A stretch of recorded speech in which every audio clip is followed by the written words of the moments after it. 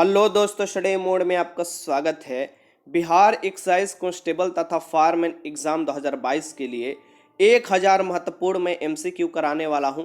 हर विषय से संबंधित प्रश्न होगा और आपके एग्जाम में डायरेक्ट यहीं से प्रश्न देखने को मिलेगा। ठीक, क्वेश्चन का जो लेवल होगा वो इजी से लेके मॉडरेट तथा हाई लेवल के भी क्वेश्चन सेट किए गए हैं। ध्यानपूर्वक क्वेश्चन को देखना है।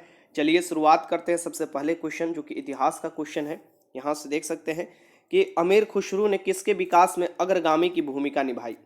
अमीर खुसरो ने किसके विकास में अग्रगामी की भूमिका निभाई थी, जिसका आंसर हो जाएगा खड़ी बोली। अमीर खुसरो को शायर भी बोल सकते हैं, संगीतज्ञ भी बोल सकते हैं। यहाँ पर याद रखिएगा, अमीर खुसरो ने दिल्ली के 8 सुल्तानों का शासनकाल भी देखा था और इनका जन्म उत्तर प्रदेश के एटा के पटियाली जो कस्बा है या गांव बोल सकते हैं, वहां पर इनका जन्म हुआ था। ठीक, इसका आंसर क्या हो जाएगा, सी हो जाएगा, खड़ी बोली।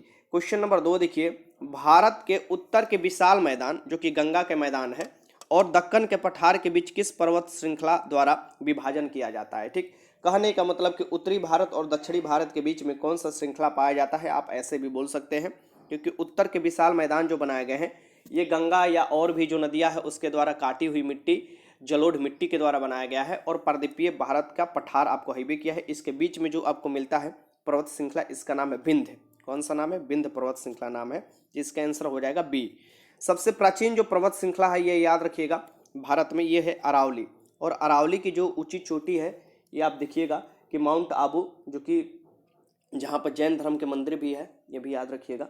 और चलिए आगे देखते हैं, अरावली के सबसे आप देखिएगा सबसे प्राचीन पाया जाता है ये। क्वेश्चन नंबर 3 देखिए, भारत ने दार्शनिक मुद्रा प्रणाली किस वर्ष शुरू की गई थी।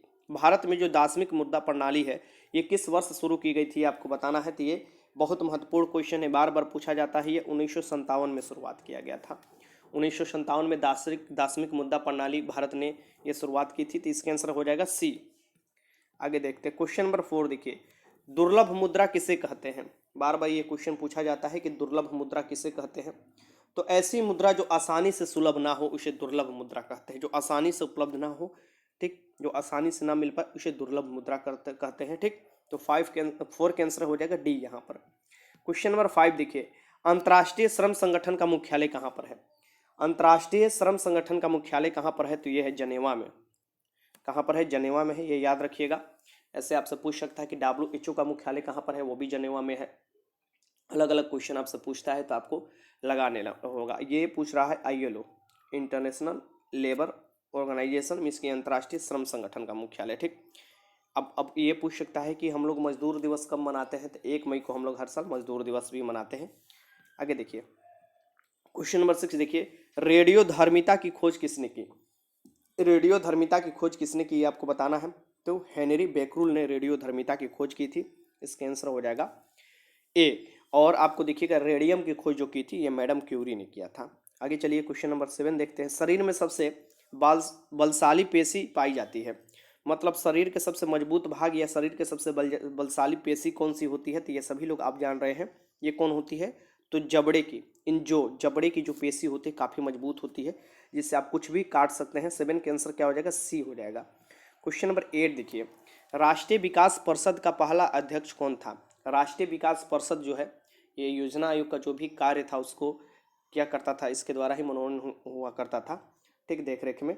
तो राष्ट्रीय विकास परिषद जो है यहाँ पर देख सकते हैं कि योजना आयोग या राष्ट्रीय विकास परिषद आयोग, ये दोनों के अध्यक्ष या भी बोल सकते हैं नीति आयोग अब आ चुका है योजना आयोग की जगह पर।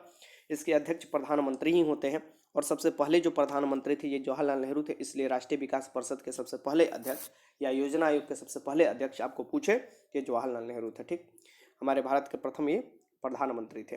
आगे चलते हैं क्वेश्चन नंबर 9 देखिए, बैरन द्वीप कहाँ पर स्थित है। जो बैरन द्वीप है ये कहाँ पर स्थित है ये आपको बताना है।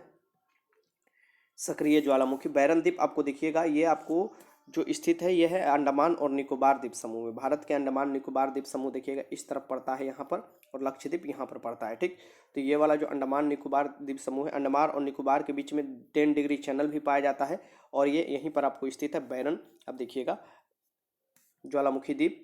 ठीक, तो 9th के आंसर डी हो जाएगा। क्वेश्चन नंबर 10 देखिए, किसी व्यक्ति के अवैध निरोध के मामले में न्यायालय द्वारा निम्नलिखित में से क्या जारी किया जाता है। मान लीजिए किसी व्यक्ति को अवैध रूप से बंद कर दिया गया जेल में, तो न्यायालय कौन से रीट जारी करेगा। तो सुप्रीम कोर्ट जारी कर सकता है आर्टिकल 32 के तहत 5 रीट, फंडामेंटल राइट के हनन होता है तो उसको लागू करने के लिए, और हाईकोर्ट जारी कर सकता है आर्टिकल 226 के तहत 5 रेट। ठीक, अब यहाँ पर किसी व्यक्ति को अवैध रूप से अगर बंद किया जाता है तो उसको बोला जाता है कि 24 घंटे के अंदर क्या कीजिए, उसको हमारे सामने प्रत्यक्ष कीजिए, वैसे बंदी प्रत्यक्षीकरण रेट जारी किया जाता है। ठीक, तो 10 के आंसर क्या हो जाएगा, यहाँ पर ए हो जाएगा।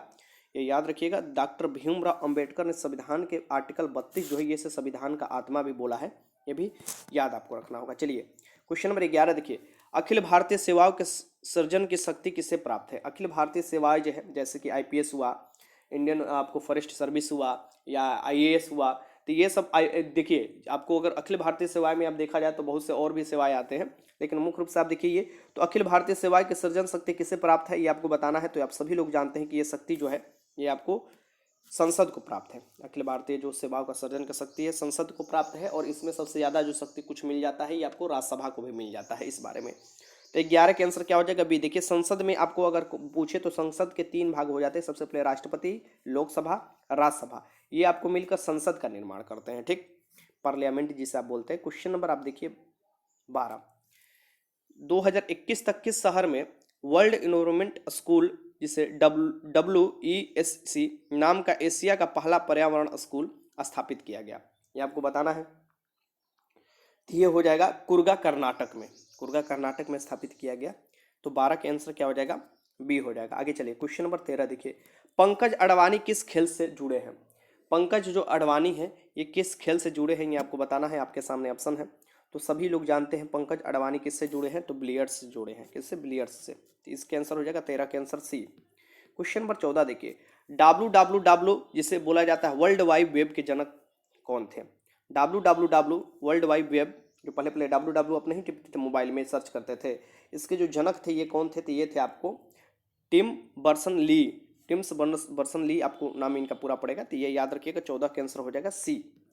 क्वेश्चन नंबर 15 देखिए, दास प्रथा का समाप्ति किसने किया। जो दास प्रथा है गुलामी वाला प्रथा, अगर इसमें पूछे तो दास प्रथा में 1862 आप लोग भूल ही नहीं सकते। 1860 और 62 अमेरिका में, यूएसए में। ठीक, क्या हुआ था, गृह युद्ध हो गया था और इसमें महत्वपूर्ण भूमिका अब्राहम लिंकन ने निभाया था। ठीक, और भारत में देखा जाए दास प्रथा तो 1842-43 में आप देखिएगा लॉर्ड एनब्रो ने इसको आपको खत्म किया था, और उससे पहले देखिएगा तो अकबर का भी नाम आता है दास प्रथा खत्म करने में। ठीक, तो 15 के आंसर क्या हो जाएगा, डी हो जाएगा, ये याद रखिएगा। आगे चलते क्वेश्चन नंबर 16 देखिए, यहाँ पर कि कंप्यूटर साक्षरता दिवस, यहाँ पर देखिए कंप्यूटर साक्षरता दिवस कब मनाया जाता है, ये आपके सामने क्वेश्चन है। तो देखिए 1 दिसंबर को तो एड्स दिवस मनाया जाता है, और 2 दिसंबर को कंप्यूटर साक्षरता दिवस मनाया जाता है। ठीक, कंप्यूटर के पिता किसे कहा जाता है, चार्ल्स बेबेज को कहा जाता है। तो इसका आंसर क्या हो जाएगा, बी हो जाएगा। आगे देखते हैं क्वेश्चन नंबर 17 देखिए, भारत के केंद्रीय औषधि अनुसंधान संस्थान कहाँ स्थित है। भारत में केंद्रीय औषधि अनुसंधान संस्थान जो है ये आपको यूपी की राजधानी लखनऊ में स्थित है, और लखनऊ को नवाबों का शहर बोला जाता है, ये भी याद रखिएगा। तो इसके आंसर क्या हो जाएगा, डी। बेंगलुरु जो है इसके सिलिकॉन सिटी बोला जाता है, ये किसकी राजधानी है, तो कर्नाटक की राजधानी है। ये सब भी याद रखिएगा। आगे चलते हैं क्वेश्चन नंबर 18 देखिए, शुंडा यहाँ पर होगा, शुंडा नहीं, शुंडा गर्त कहाँ है, ये बार बार क्वेश्चन पूछा जाता है। शुंडा गर्त कहाँ स्थित है, किस महासागर में स्थित है, ये आपको बताना है। क्वेश्चन नंबर 18 आपके सामने सभी ऑप्शन दिया हुआ है। तो शुंडा गर्त हिंद महासागर की आपको सबसे, अब देखिए गहराई वाला आपको स्थान है शुंडा गर्त, ये गर्त है एक प्रकार का। प्रशांत महासागर के देखिएगा सबसे गहरा महासागर है, सबसे बड़ा महासागर है। ठीक, क्षेत्रफल की दृष्टि से भी और गहराई की भी दृष्टि से। ठीक, और यहाँ पर आप देखिएगा कि अटलांटिक महासागर उसके बाद आता है, और हिंद महासागर फिर आता है। तो यहाँ पर देखिए हिंद महासागर में शुंडा गर्त पाया जाता है। अब हम बात करें कि अटलांटिक महासागर, तो इसका आकार एस प्रकार का है आकार, आप देखिएगा तो हिंद महासागर का आकार भी आकार का है, प्रशांत महासागर का आकार आपको देखिएगा ओ आकार का है, और आर्कटिक महासागर का डब्ल्यू आकार का है। ठीक, ये सब याद रखिएगा। आगे देखते हैं क्वेश्चन 19 देखिए, कौन सी सीमा रेखा भारत और पाकिस्तान को अलग करती है। कौन सी सीमा रेखा है जो भारत और पाकिस्तान को अलग करती है, तो ये है रेड क्लिफ। रेड क्लिफ ने जब भारत देश आज़ाद हुआ था तो उससे पहले देखिएगा सीमा निर्धारण भी कर दिया गया था कि भारत और पाकिस्तान के बीच में कौन सा सीमा रहेगा। ठीक, तो ये रेड क्लिफ साफ आए थे ब्रिटेन से, और इन्होंने ही सीमा निर्धारण किया था भारत और पाकिस्तान के बीच में, रेड क्लिफ सीमा रेखा। ठीक, तो 19 का आंसर क्या हो जाएगा, बी हो जाएगा। आगे देखते हैं क्वेश्चन नंबर 20 देखिए, निम्नलिखित में से किसका गलत जोड़ा बनाया गया है। कौन सा इसमें गलत जोड़ा बनाया गया है ये आपके बताना है। तो इसमें आपको बताइए कौन सी इसमें गलत जोड़ा है। तो ये करगम गलत जोड़ा है, बाकी गुजरात में गरबा होता है, उत्तर प्रदेश में नौटंकी तो होता ही है, और बिहार में जाट जाटिन। ठीक, तो ये तो बात सही है। ऊपर वाला एक केरल 20 के आंसर ए हो जाएगा, केरल वाला आपको गलत मिलाना है। क्वेश्चन नंबर 21 देखिए, दादा साहेब फाल्के पुरस्कार सर्वप्रथम किसे मिला? दादा साहेब फाल्के पुरस्कार का योगदान फिल्म जगत में बहुत बड़ा था। इन्हीं के सम्मान में ये पुरस्कार का नाम रखा गया दादा साहेब फाल्के पुरस्कार, और ये सबसे पहले श्रीमती देवकी रानी को मिला था। देवकी रानी। अभी फिलहाल में देखिएगा तो 50वां तो अमिताभ बच्चन को दिया गया है, 51वां जो है साउथ की सुपरस्टार रजनीकांत को दिया गया है, 51वां, और 50वां आपको अमिताभ बच्चन को दिया गया था। ठीक, तो 21 के आंसर यहाँ पर ए आप आराम से लगा लीजिएगा। आगे देखिए क्वेश्चन नंबर 22 देखिए, वैदिक युग में राजा अपनी जनता से कर वसूल करते थे, उसे क्या कहते थे? वैदिक युग की ये बात कर रहा है, जब 4 वेद आपको देख, 4 वेद वैदिक युग में आते हैं। ऋग्वेद सबसे प्राचीन सबसे बड़ा वेद, ऋग्वेद, यजुर्वेद, अथर्ववेद और सामवेद। ठीक, और यहाँ पर त्रैवेद किसे बोला जाता है? तो अथर्ववेद को निकाल दीजिएगा तो आपको बच जाएगा ऋग्वेद, यजुर्वेद, सामवेद, इसे त्रय बोला जाता है, 3 वेद, और अथर्ववेद तो बाद में बना हुआ वेद है। ठीक, सबसे नया में आपको आ जाएगा। तो 22 का आंसर यहाँ पर क्या हो जाएगा? उसे बलि कहा जाता था, जो आपको कर टैक्स लिया जाता था उसे क्या बोला जाता था? बलि। और गाय को अघन्या बोला जाता, अधन्या, इसकी मारने योग्य नहीं। ठीक, तो इसका आंसर हो जाएगा ए। क्वेश्चन नंबर 23 देखिए, चेचक के टीके की खोज किसने की? चेचक के टीके की खोज किसने की थी, ये आपसे पूछ सकता है। तो इन्होंने एडवर्ड जेनर ने किया था। किसने? एडवर्ड जेनर ने किया था। आगे देखिए क्वेश्चन नंबर 24 देखिए कि असहयोग आंदोलन कब स्थगित किया गया? असहयोग आंदोलन शुरुआत कब किया गया? 1920 में शुरुआत किया गया। ठीक, महात्मा गांधी द्वारा। स्थगित कर दिया गया 1922 में। ठीक, डेट अगर पूछे तो 11 फरवरी 1922 को, 11 फरवरी 1922 को। और ये क्यों हुआ था? तो 5 फरवरी को आप देखिएगा, 5 फरवरी 1922 को चोरा चोरी हत्याकांड हो जाता है। चोरा चोरी कांड आप बोल सकते हैं, उत्तर प्रदेश में यह हुआ था, चोरा चोरी। और उसमें क्या हुआ था कि 22 पुलिस वालों को लोग काफ़ी भीड़ ने जला दिया था। इसके कारण क्षुब्ध होकर महात्मा गांधी ने यह आंदोलन वापस ले लिया था। ठीक, तो ये आपको खत्म कब हुआ था ये पूछ रहा है, तो ये 1922 में हुआ था स्थगित। शुरुआत 1920 में हुआ था। क्वेश्चन नंबर 25 देखिए, किस क्षेत्र में उस्ताद बिस्मिल्लाह खान ने प्रसिद्धि पाई? इनको बाद में जाकर भारत रत्न भी दिया गया। तो ये बिस्मिल्लाह खान आप सभी लोग जानते हैं, शहनाई के क्षेत्र में इनको प्रसिद्धि मिला है, शहनाई। ठीक, आगे देखिए क्वेश्चन नंबर 26 देखिए, टू लाइव्स किसने लिखा? टू लाइव्स किसने लिखा? ये आपको पुस्तक का नाम है। तो ये आपको विक्रम सेठ द्वारा लिखा हुआ पुस्तक है। ठीक, तो इसका आंसर हो जाएगा 26 के ए। क्वेश्चन नंबर 27 देखिए, 1857 में भारत में हुए विद्रोह के नेता तात्या टोपे का मूल नाम क्या था? ठीक, तात्या टोपे का मूल नाम क्या था आपको बताना है। तो यहाँ पर 1857 के विद्रोह में आप देखिएगा जैसे कि तात्या टोपे का मूल नाम जो था ये था रामचंद्र पांडुरंग। रामचंद्र पांडुरंग था। और बिहार के आरा से, जगदीशपुर से बाबू वीर कुंवर सिंह ने आपको भूमिका निभाया था। पटना से पीर अली ने। क्वेश्चन नंबर आप देखिए 28 देखिए, नुगल ट्रम किस देश की मुद्रा है? नुगल ट्रम जो है ये किस देश की मुद्रा है ये आपको बताना है। ये अपना पड़ोसी देश भूटान की मुद्रा है। कहाँ की? भूटान की राजधानी थिम्पू है, वहीं की मुद्रा है। बांग्लादेश में टाका चलता है, राजधानी है ढाका। आगे देखिए क्वेश्चन नंबर 29 देखिए, विली विली क्या है? विली विली क्या है? बार बार आप न्यूज़ में सुनते होंगे कि बिली बिली आया है। तो बिली बिली आपको है क्या? तो बिली बिली एक प्रकार का ऑस्ट्रेलिया के निकट उष्णकटिबंधीय चक्रवात है। जब चक्रवात आता है उसी का नाम है बिली बिली। ठीक, तो इसका आंसर क्या हो जाएगा? ए हो जाएगा। ये ध्यान में रखिए। आगे चलते हैं। क्वेश्चन नंबर 30 देखिए, भारत के राज्यों से प्रति वर्ग किमी अधिकतम जनसंख्या घनत्व वाला राज्य कौन सा है? भारत के राज्यों में से प्रति वर्ग किमी में इसकी सबसे ज़्यादा जनसंख्या घनत्व किस राज्य का है? तो ये अपना बिहार का ही है। सबसे अधिक जनसंख्या की दृष्टि से सबसे ज़्यादा जनसंख्या यूपी का आता है, फिर दूसरे स्थान पर महाराष्ट्र का आता है, और तीसरे स्थान पर बिहार का आ जाता है। ठीक, लेकिन जनसंख्या घनत्व की दृष्टि से सबसे ज़्यादा जनसंख्या घनत्व बिहार में है, ये याद रखिएगा। जनसंख्या घनत्व कहा जाता है प्रति 1 किलोमीटर स्क्वायर में लोग कितने निवास कर रहे हैं। ठीक, क्वेश्चन नंबर 31 देखिए कि मानस राष्ट्रीय उद्यान किस राज्य में है? जो मानस राष्ट्रीय उद्यान है ये किस राज्य में है? ये किस राज्य में है? मानस हुआ, काजीरंगा हुआ, डिब्रू साइखोवा हुआ, ये सब जो है ये असम में पाए जाते हैं। ठीक, असम में। ठीक, क्वेश्चन नंबर 32 देखिए, चंद्रमा पर पहुंचने वाला प्रथम व्यक्ति था। चंद्रमा पर पहुंचने वाला प्रथम व्यक्ति का आपको नाम बताना है, ये कौन था? तो ये नील आर्मस्ट्रांग थे। नील आर्मस्ट्रांग थे। नील आर्मस्ट्रांग जो है चंद्रमा पर पहुंचने वाले प्रथम व्यक्ति थे। तो 32 के आंसर क्या हो जाएगा? बी हो जाएगा। चंद्रमा एक उपग्रह है, मात्र एक उपग्रह है पृथ्वी का, वो है चंद्रमा। क्वेश्चन नंबर 33 है, एक हॉर्स पावर का मान किसके बराबर है? एक हॉर्स पावर का मान जो होता है ये किसके बराबर होता है? ये 746 वाट के बराबर होता है। मशीन का आप देखिएगा शक्ति जो मापा जाता है हॉर्स पावर में, तो ये 746 वाट के बराबर एक हॉर्स पावर हम बोल सकते हैं। ठीक, आगे देखते हैं क्वेश्चन नंबर 34, शुद्ध सोना की माप है।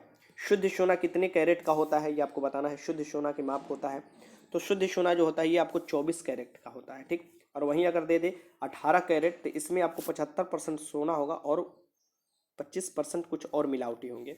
यहीं आपको 12 कैरेट दे दे तो 12 कैरेट में 50% तो सोना होगा, लेकिन 50% कुछ और मिलाया जाएगा। ठीक, तो ये 24 कैरेट का शुद्ध सोना होता है, ये याद रखिएगा। क्वेश्चन नंबर 35 देखिए, कोशिका का पावर हाउस कौन है? एनर्जी हाउस ऑफ सेल बोला जाता है। कोशिका के पावर हाउस कौन है, ये आपको बताना है। तो कोशिका के पावर हाउस माइटोकॉन्ड्रिया है। कौन है? माइटोकॉन्ड्रिया है, ये याद रखिएगा। 35 का आंसर बी हो जाएगा। क्वेश्चन नंबर 36 देखिए, भारत के संविधान की 8वीं अनुसूची में कितनी भाषाएं हैं? भारत के संविधान के 8वीं अनुसूची में जो भाषाओं की संख्या है ये कितनी है? तो ये याद रखिएगा, भारत की जो 8वीं अनुसूची है इसमें भाषाओं की संख्या है, अभी भारत के संविधान में 12 अनुसूचियाँ हैं और 8वीं अनुसूची में अभी 22 भाषा के बारे में बताया गया है। 36 का आंसर हो जाएगा बी। लेकिन याद रखिएगा, इस अनुसूची में इंग्लिश के बारे में कोई उल्लेख नहीं है, ये भी ध्यान में रखिए। देखिए, मैं पूरा विस्तार से इसलिए नहीं बता रहा हूँ कि काफ़ी लंबा वीडियो हो जाएगा और काफ़ी लंबा 1000 क्वेश्चन आप लोगों को कराना है। ठीक है, हो सके तो इसका 2 पार्ट में भी लाना पड़ जाएगा, तो ये इसलिए मैं आपको पूरा विस्तार से नहीं बता रहा हूँ। जो भी महत्वपूर्ण प्रश्न है वही मैं आपको 1000 कराने वाला हूँ। क्वेश्चन नंबर 37 देखिए, अंग्रेज दूत कैप्टन हॉकिंस और सर टॉमस रो किस मुगल बादशाह के दरबार में आए थे? अंग्रेज दूत कैप्टन हॉकिंस और सर टॉमस रो ये किसके दरबार में आए थे, ये आपको बताना है। तो ये आए थे जहांगीर के दरबार में। ये तो आना चाहते थे अकबर के दरबार में, लेकिन आते आते अकबर की मृत्यु हो जाती है तो उनका बेटा होते हैं जहांगीर, उसके ही दरबार में आते हैं कैप्टन हॉकिंस और सर टॉमस रो। किस मुगल बादशाह के दरबार में आए थे? जहांगीर के दरबार में। देखिए, मुगल वंश की स्थापना जो किया गया था ये बाबर द्वारा किया गया था 1526 में। फिर बाबर का बेटा आते हैं हुमायूं, हुमायूं के बेटा आते हैं अकबर, अकबर के बेटा आते हैं जहांगीर, जहांगीर के बेटा आते हैं शाहजहां, शाहजहां के बेटा आते हैं औरंगजेब, औरंगजेब को जिंदा पीर भी बोला जाता है। आगे चलते हैं। क्वेश्चन नंबर 38 देखिए, गुप्त राजा किसने गुप्त राजा जिसने विक्रमादित्य की पद ग्रहण की थी, विक्रमादित्य की उपाधि धारण की थी, बहुत वीवीआई क्वेश्चन है, पक्का क्वेश्चन पूछने वाला है। ये थे चंद्रगुप्त द्वितीय। चंद्रगुप्त द्वितीय ने, आपको ये याद रखिएगा कि गुप्त वंश का भी आपको ये विक्रमादित्य की पदवी धारण की थी और विक्रम संवत भी स्थापित किया था। तो 38 का आंसर क्या हो जाएगा? सी हो जाएगा। आगे देखते हैं। क्वेश्चन नंबर 39 देखिए कि अनिवार्य एवं निःशुल्क शिक्षा का अधिकार संबंधित अनुच्छेद है। अनिवार्य और निःशुल्क शिक्षा का अधिकार, ये आर्टिकल देखिएगा बाद में जोड़ा हुआ आर्टिकल है। ये आर्टिकल 21 के ए में है, ए में। ठीक, 21 के ए में ये जोड़ा गया है, ये जो अनिवार्य और निःशुल्क शिक्षा का अधिकार है। ठीक, और 86 अमेंडमेंट द्वारा ये यहाँ पर हो जाएगा, यहाँ पर क्या 39 का आंसर हो जाएगा, ये सी हो जाएगा। ठीक, क्वेश्चन नंबर यहाँ पर देख सकते हैं कि निःशुल्क शिक्षा का अधिकार जो 86 अमेंडमेंट द्वारा जोड़ा गया, 6 से 14 वर्ष के बच्चों को निःशुल्क और गुणवत्तापूर्व शिक्षा देना प्रावधान होगा। अनुच्छेद 21 के ए में ये बताया गया है। आगे देखते हैं। ये देखिए, ये क्वेश्चन 39 था, ये क्वेश्चन 40 होगा। यहाँ पर आप देख सकते हैं कि ये 40 हो जाना चाहिए, 40 कायदे से हो जाएगा। 2 ग्रह जिनके उपग्रह नहीं है वो है, 2 ग्रह का नाम बताना है जिनका कोई उपग्रह ही नहीं है। जैसे कि पृथ्वी का उपग्रह तो चंद्रमा है, लेकिन 2 ग्रह एक ऐसा है जिनका कोई उपग्रह नहीं है, ये है आपको बुध और शुक्र। बुध और शुक्र का कोई उपग्रह नहीं है।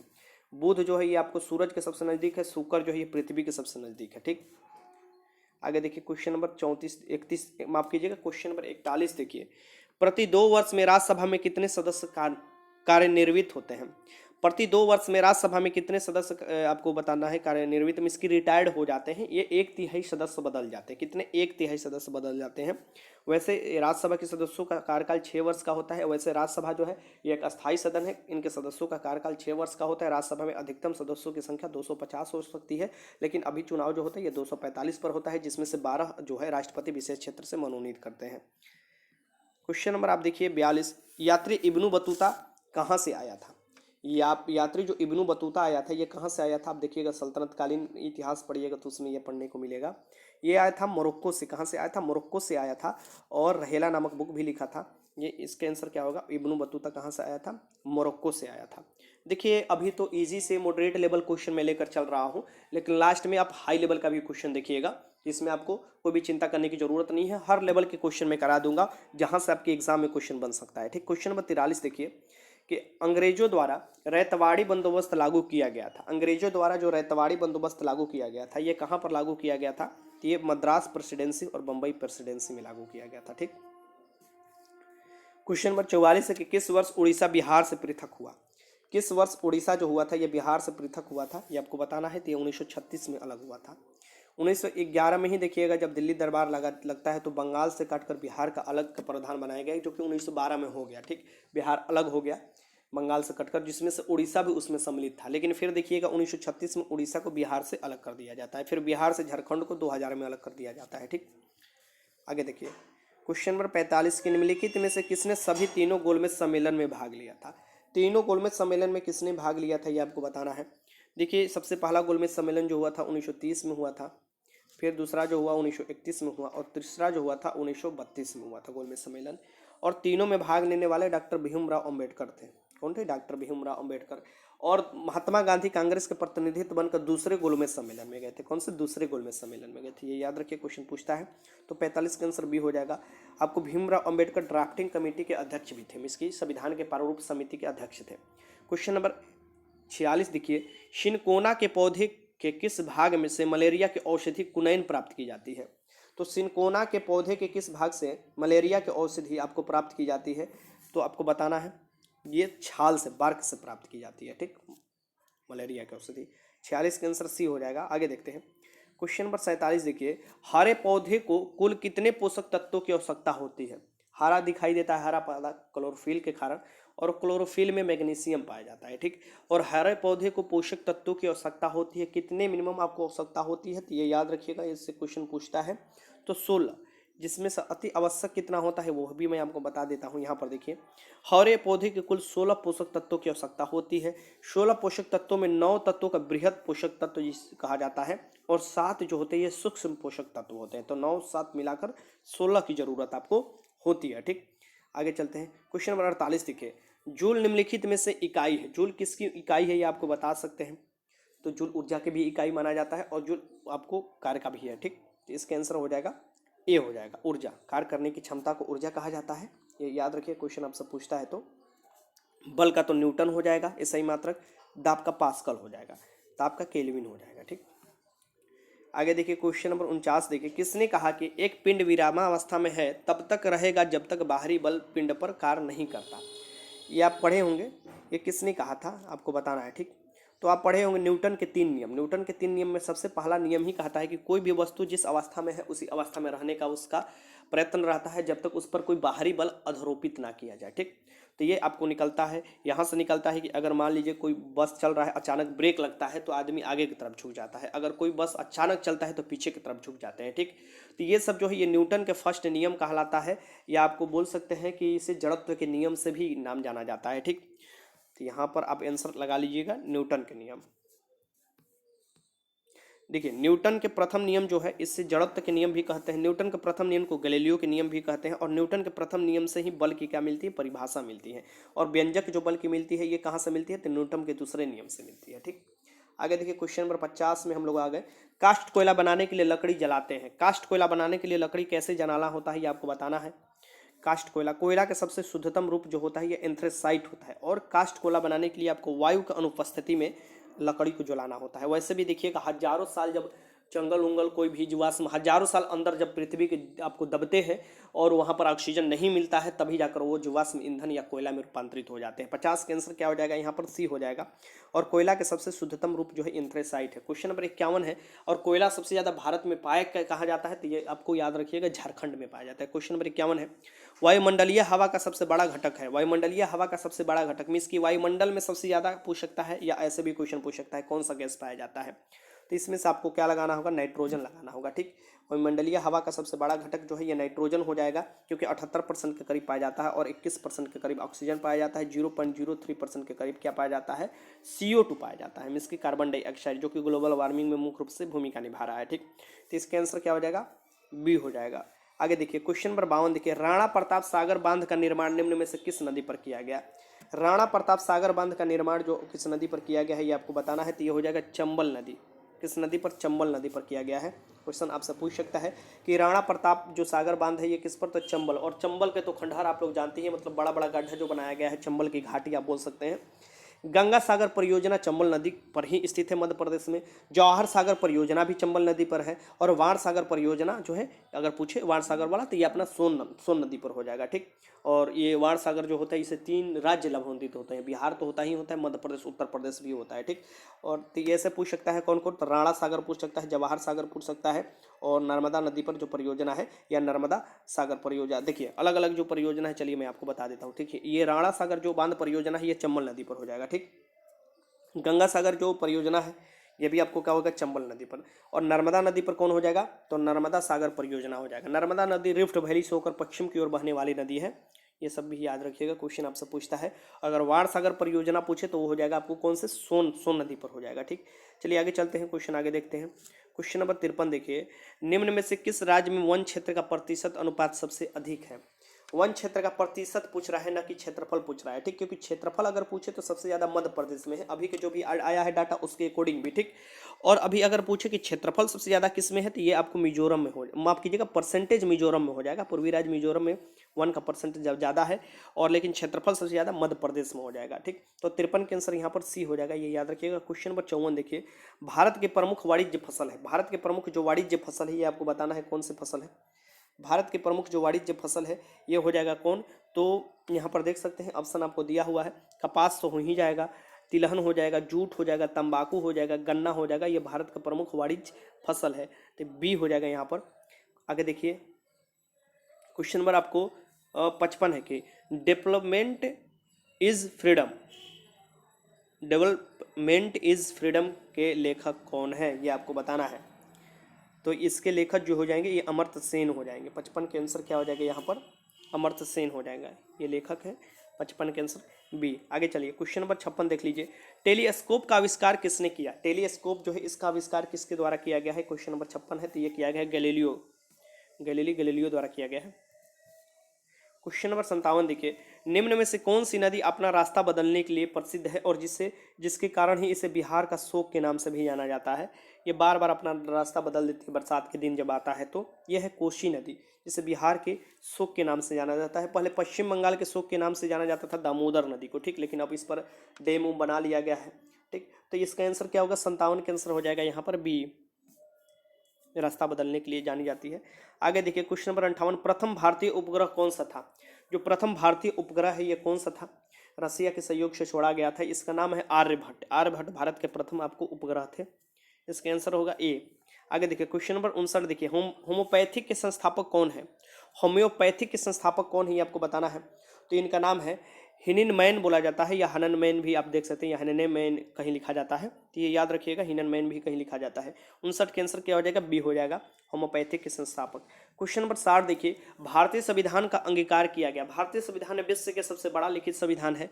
विश्व के सबसे पहला लिखित संविधान पूछे तो अमेरिका हो जाएगा, और विश्व के सबसे बड़ा लोकतंत्र पूछे तो कौन हो जाएगा, आपको भारत ही हो जाएगा। ठीक, तो भारतीय संविधान का अंगीकार किया गया था।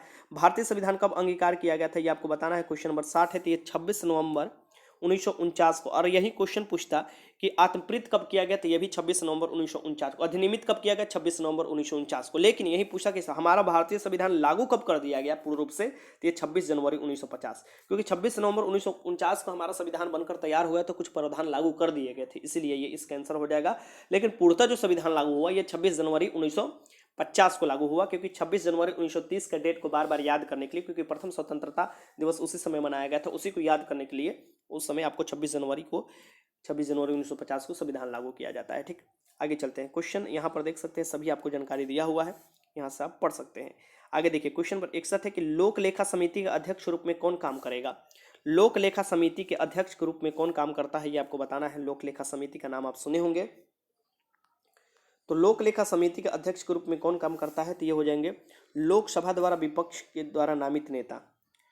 तो 61 के आंसर क्या हो जाएगा यहाँ पर, लोकसभा के विपक्ष के नेता भी हो सकते हैं या नामित नेता हो सकते हैं। 61 के आंसर हो जाएगा सी। क्वेश्चन नंबर 62 देखिए, भारत में पंचायती राज व्यवस्था सर्वप्रथम राजस्थान और प्रारंभ की गई। भारत में पंचायती राज व्यवस्था सर्वप्रथम कहाँ प्रारंभ की थी, राजस्थान में तो प्रारंभ किया ही गया था 2 अक्टूबर 1959 को राजस्थान के नागौर से, और उसके बाद आंध्र प्रदेश में पूर्ण रूप से राज्य में चालू कर दी गई थी पंचायती राज व्यवस्था, तो यह हो जाएगा आंध्र प्रदेश यहाँ पर हो जाएगा। ठीक, उस समय प्रधानमंत्री जवाहरलाल नेहरू थे। कब 1959 में 2 अक्टूबर 1959 को नागौर जो स्टार्ट किया था पंचायती राज व्यवस्था राजस्थान से। पंचायती राज का आप देखिएगा, जो पंचायती राज व्यवस्था है इसे 73वां संविधान संशोधन द्वारा संवैधानिक दर्जा दिया गया, और पंचायती राज जो विषय होता है ये राज्य सूची का विषय होता है, ये भी याद रखिएगा, और 29 सब्जेक्ट दिए गए हैं कानून बनाने के लिए। ठीक, 11वीं अनुसूची है इसका। आगे देखते हैं क्वेश्चन, यहाँ से देख लीजिए। क्वेश्चन नंबर 63 है कि हाइड्रोफाइट कहते हैं, हाइड्रोफाइट किसे कहते हैं, हाइड्रोफाइट ये कहा जाता है बिना मिट्टी के पौधे को हाइड्रोफाइट कहा जाता है। बिना मिट्टी के पौधे जहाँ उगते हैं उन्हें हाइड्रोफाइटा कहा जाता है। तो यहाँ 63 के आंसर क्या हो जाएगा, ये याद रखिएगा बी। क्वेश्चन नंबर 64 देखिए, निम्नलिखित में कौन सा एक निर्मित तंतु है, कौन सा एक निर्मित तंतु है, ये आपको बताना है। क्वेश्चन नंबर 64 है कि कौन सा एक निर्मित तंतु है। तो यहाँ पर हो जाएगा निर्मित मतलब कि खुद से बनाया हुआ ये है, ये हो जाएगा आपको रेयान। रेयान जो है एक निर्मित तंतु है। यहाँ पर देखिए क्वेश्चन नंबर 65, मोहम्मद गोरी और कनौज के राजा जयचंद के मध्य 1194 में जो युद्ध हुआ था वो किस नाम से जाना जाता है। मोहम्मद गोरी ने सबसे पहले 1191 में तराइन की युद्ध किया था। पृथ्वीराज चौहान थे जो कि पृथ्वीराज तृतीय उन्हें बोला जाता है।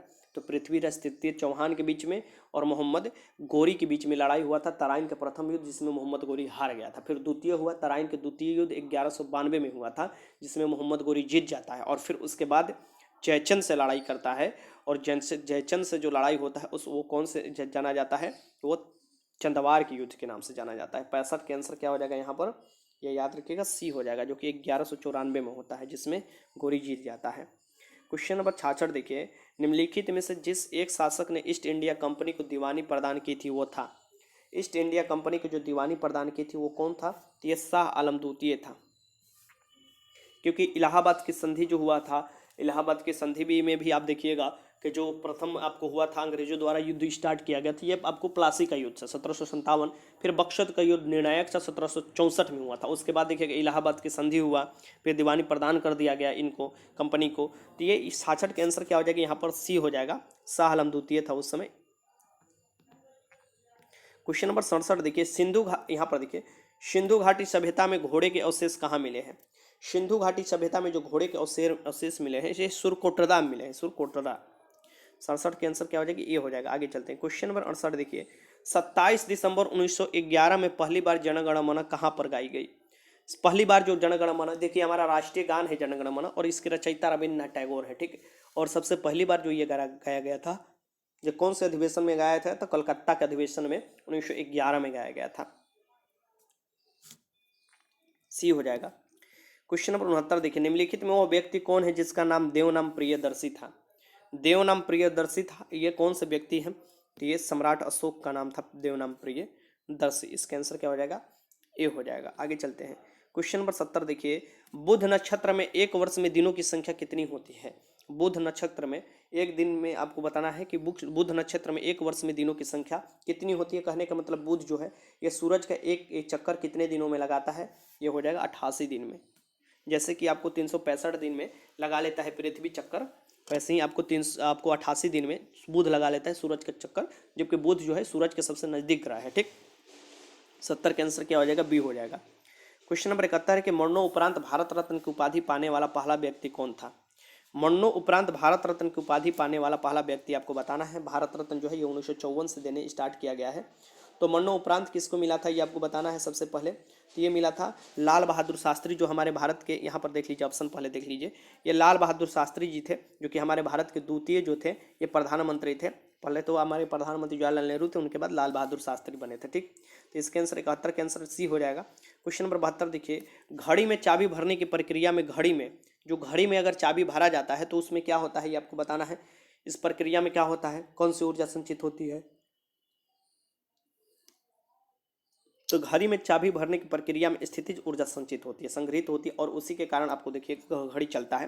पहले चाबी वाला घड़ी आता था, आप देखे होंगे, ठीक। 72 के आंसर डी हो जाएगा। क्वेश्चन नंबर 73 देखिए, दो रेलों के मध्य जोड़े पर एक छोटा सा स्थान क्यों छोड़ा जाता है। आप देखिएगा दो पटरियों के बीच में या दो रेल के जो जोड़े हैं उसके बीच में थोड़ा सा जगह छोड़ दिया जाता है। आखिर क्यों छोड़ा जाता है ये जानना आपके लिए बहुत जरूरी है, ठीक।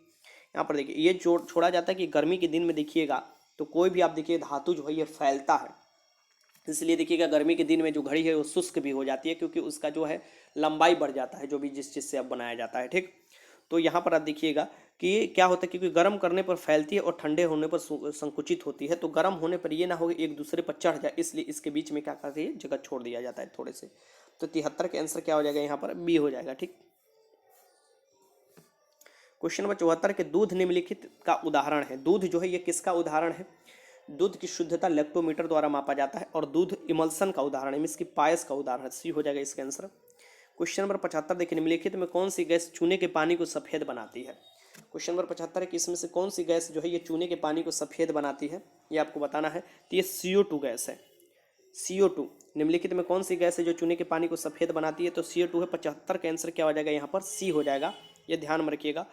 ये आपको क्या करती है? चूने के पानी को सफ़ेद बनाती है। तो 75 का आंसर यहाँ पर सी आराम से लगा लीजिएगा। CO2 ठोस CO2 को क्या बोला जाता है? ये आपको क्या बोला था? शुष्क बर्फ बोला जाता है इसे, ये भी याद रखिएगा। क्वेश्चन नंबर 76 देखिए, सिंह का संरक्षण होता है। सिंह जो है या एशियाई शेर आप बोल सकते हैं, या बब्बर शेर भी आप बोल सकते हैं। इसका जो संरक्षण होता है ये गुजरात के गिर अभयारण्य में होता है। कहाँ पर? गिर। सबसे आपको देखिएगा पहला जो राष्ट्रीय पार्क है भारत में, ये जिम कार्बेट राष्ट्रीय पार्क जो था उत्तराखंड में यहीं था। ठीक, तो यहाँ पर हो जाएगा गिर। ये याद रखिएगा गुजरात में काजीरंगा असम में स्थित जिम कार्बेट जो है ये कहाँ पर स्थित है? ये आपसे पूछ सकता है। ये उत्तराखंड में मानस, डिब्रू साइकोवा, काजीरंगा ये सब कहाँ पर स्थित है? ये असम में स्थित है।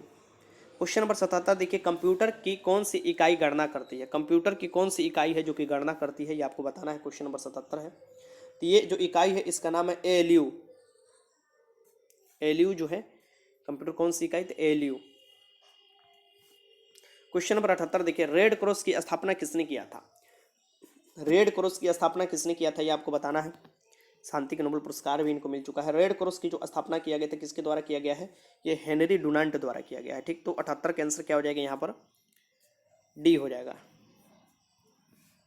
क्वेश्चन नंबर 79 देखिए, गीतांजलि किसकी प्रसिद्ध पुस्तक है? और गीतांजलि के लिए ही सबसे पहले भारत में जो नोबेल पुरस्कार मिला था 1913 में, ये रविन्द्रनाथ टैगोर को मिला था। ठीक, तो रविन्द्रनाथ टैगोर की ही पुस्तक है गीतांजलि। ठीक, इसका आंसर क्या हो जाएगा? बी हो जाएगा। आगे चलते हैं। क्वेश्चन नंबर 80 देखिए, कौन सी हार्मोनल बीमारी है? कौन से हार्मोन के कारण होती है बीमारी? ये हार्मोनल बीमारी है, ये आपको बताना है। इसमें से कौन सी है? तो घेंघा। थायराइड हार्मोन जो है ये आप देखिएगा, थायराइड ग्रंथि से जो निकलता है थायरोक्सिन हार्मोन, उसके कारण ही आपको घेंघा या गलगंड रोग होता है।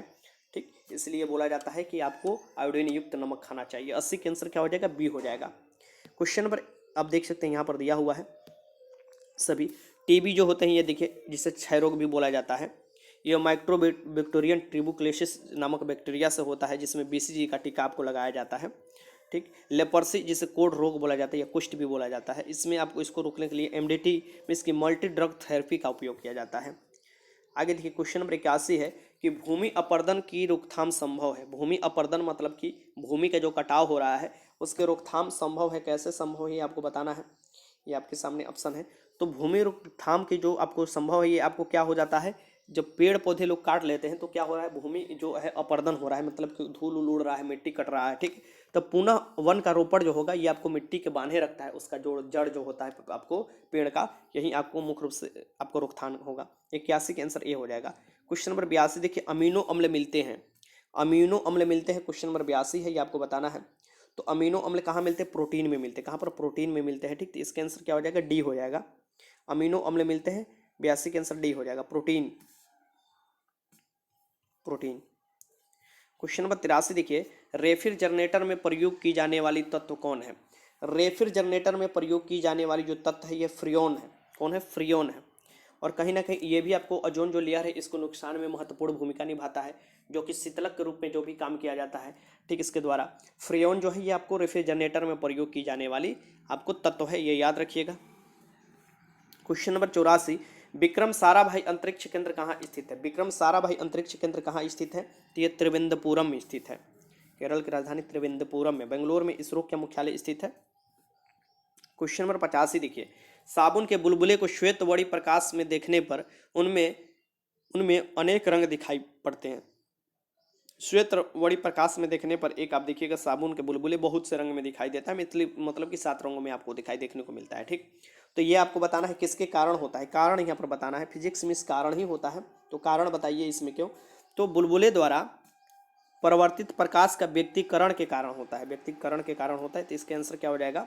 बी हो जाएगा 85 के। क्वेश्चन नंबर 86 देखिए, किस तापमान पर सेंटीग्रेड और फ़ारेनहाइट पैमाने का मान समान होता है? सेंटीग्रेड और फ़ारेनहाइट दोनों का मान बराबर होता है। बहुत BBI क्वेश्चन में पूछा जाता है। ये -40 डिग्री सेल्सियस पर सेंटीग्रेड और फ़ारेनहाइट दोनों पैमाने का मान बराबर हो जाता है। 86 के आंसर सी हो जाएगा।